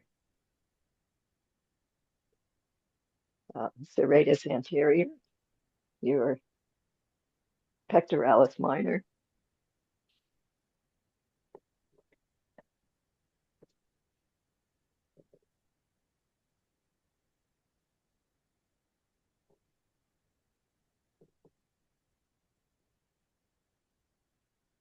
Okay.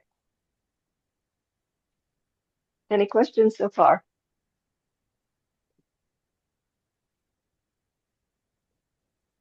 All right. So we'll go on to pass 3 and 4. And put the band under your right foot again.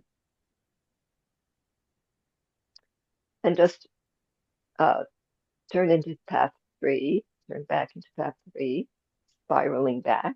Your pelvis is going back. And path 4, spiraling forward. Your pelvis is going forward. And you're going to hold the band with your right hand. Your weight's on your right foot. And as you spiral back, you're going to move your hand back so that the elbow stays close to your side. Doesn't have to touch, but it needs to be close. And the arm is swinging out as a door would swing on its hinges.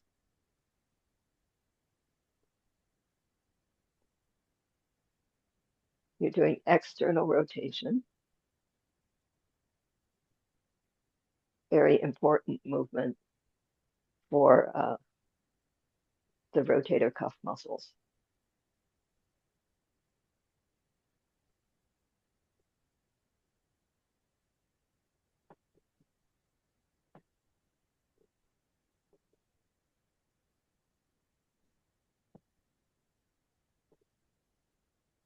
So that's path 3, working external rotation. Now you can go into path 4 with your weight still on your right leg and bring your arm across your body. Now you're doing internal rotation.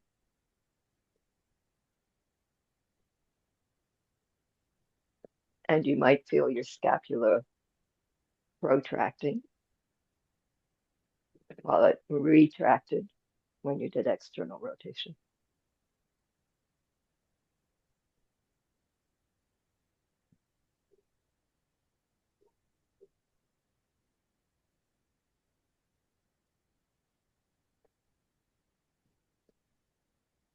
Okay.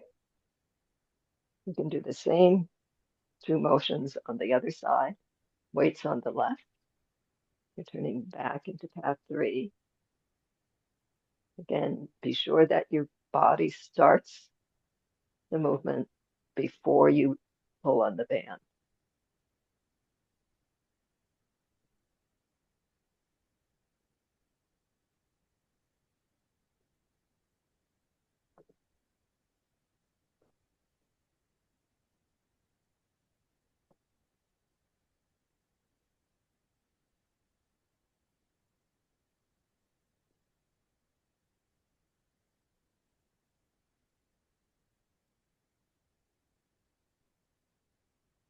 And then you can do the internal rotation. You're going into path 4, bringing your arm across your body.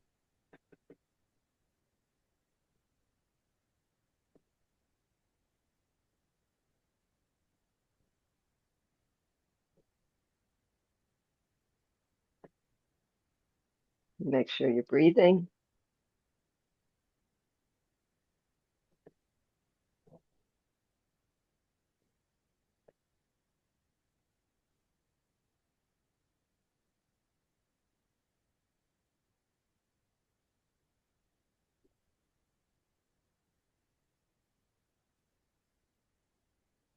So that's paths 3 and 4. And 3 helps you strengthen external rotation, and 4 helps you strengthen internal rotation.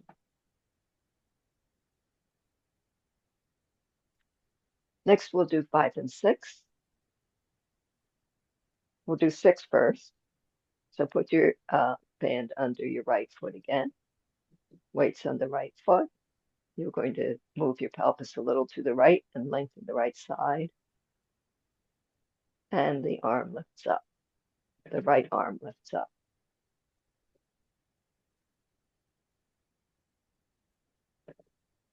You can feel that the right scapula upwardly rotates, that the joint area starts facing upward.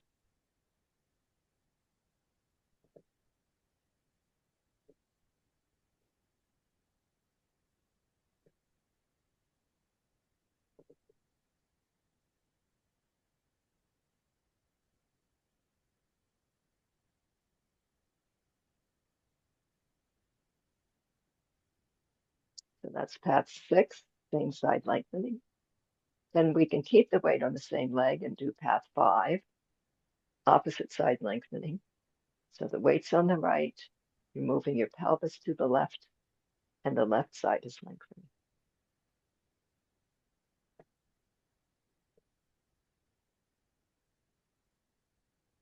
So I started with a small movement here. You might say we're practicing biceps curls again, but think about how we're getting there.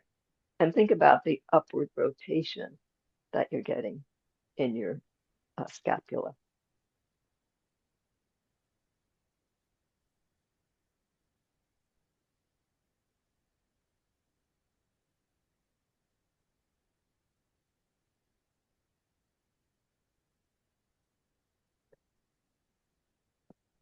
So if you make your band longer, you can use these two exercises to work on shoulder abduction.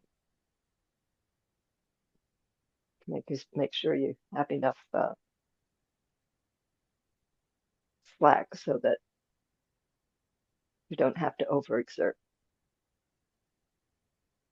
This is path 6, same side lengthening.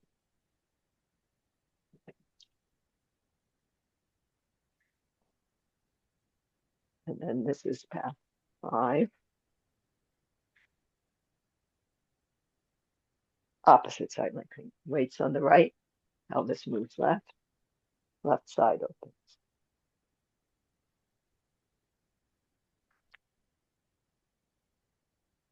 Okay. We're going to do the same things on the other side. Let's start with the limited motion.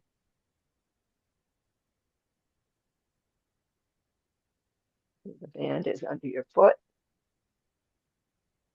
You have even amounts in both hands.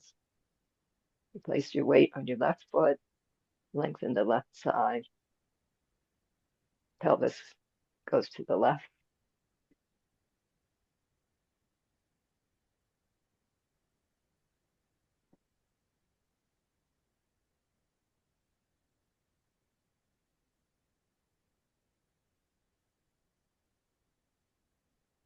Then you can do path 5 on the left, weights on the left, pelvis moves right. Right side lengthens and the right arm lifts up.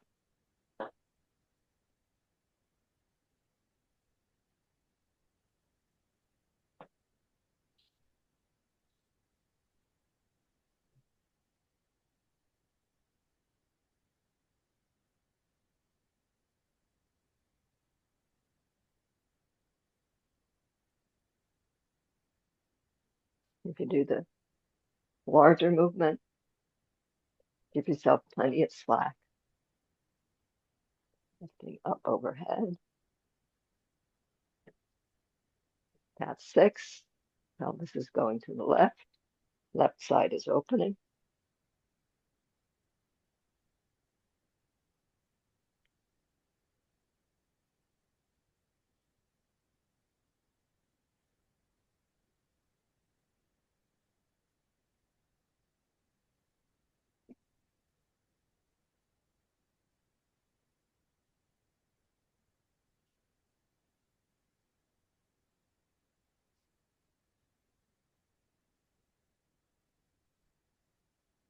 And you can do path 5, then holding the band on the other side. Weights on the left, pelvis goes to the right, and right arm goes up overhead.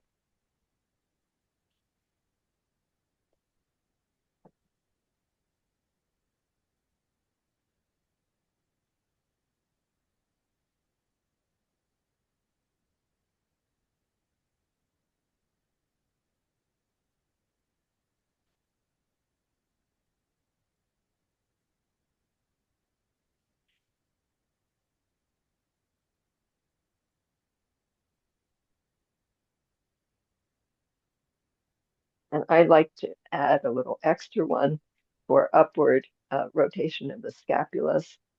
I hold the band uh, with some slack between my hands, and I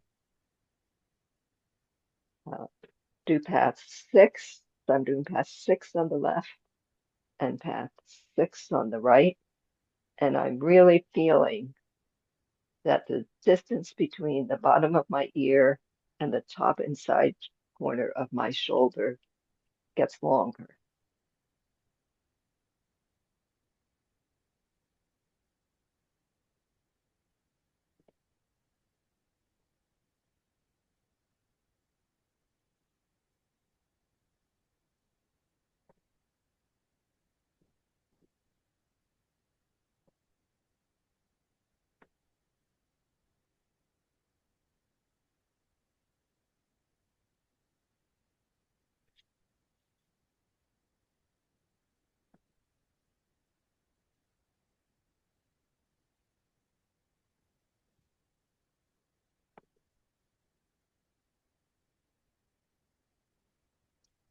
So there are the 6 pathways with the exercise band. And you can, I'm sure you can think of some more exercises yourself.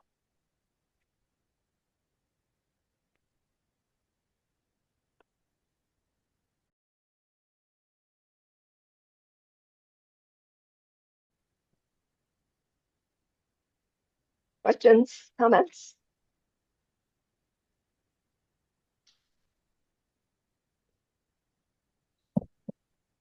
Those are just wonderful for my shoulders, and yeah, feel really nice. The last one we did, I really felt it in my intercostals.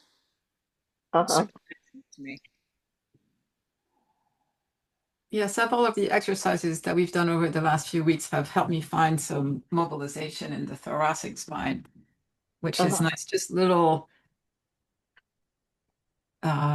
movements, little things like, oh, hey, there's something going on there. Yeah. Not just this one big block. The same, Louis. I felt the same there. Yeah. And it's odd, just like we did the side lying, or no, that was the snow angel. There was one of the reps where we were pushing on the hand, and just there it's like all of a sudden, oh, I have a thoracic spine I didn't know I had.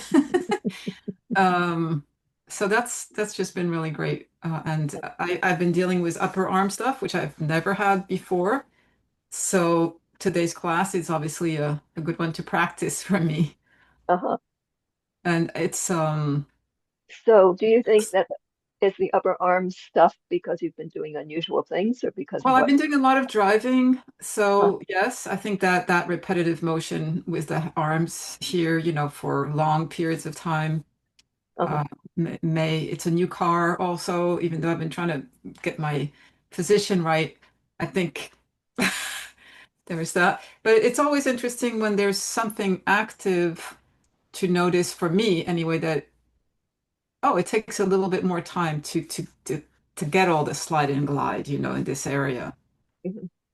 So it's just nice to contrast, also with the places that work well, no problem. There's this rib pelvis thing, it's all smooth and glidey, but this tricep, bicep, deltoid, not so much. Yeah. I find really trying to visualize the spine moving is helpful.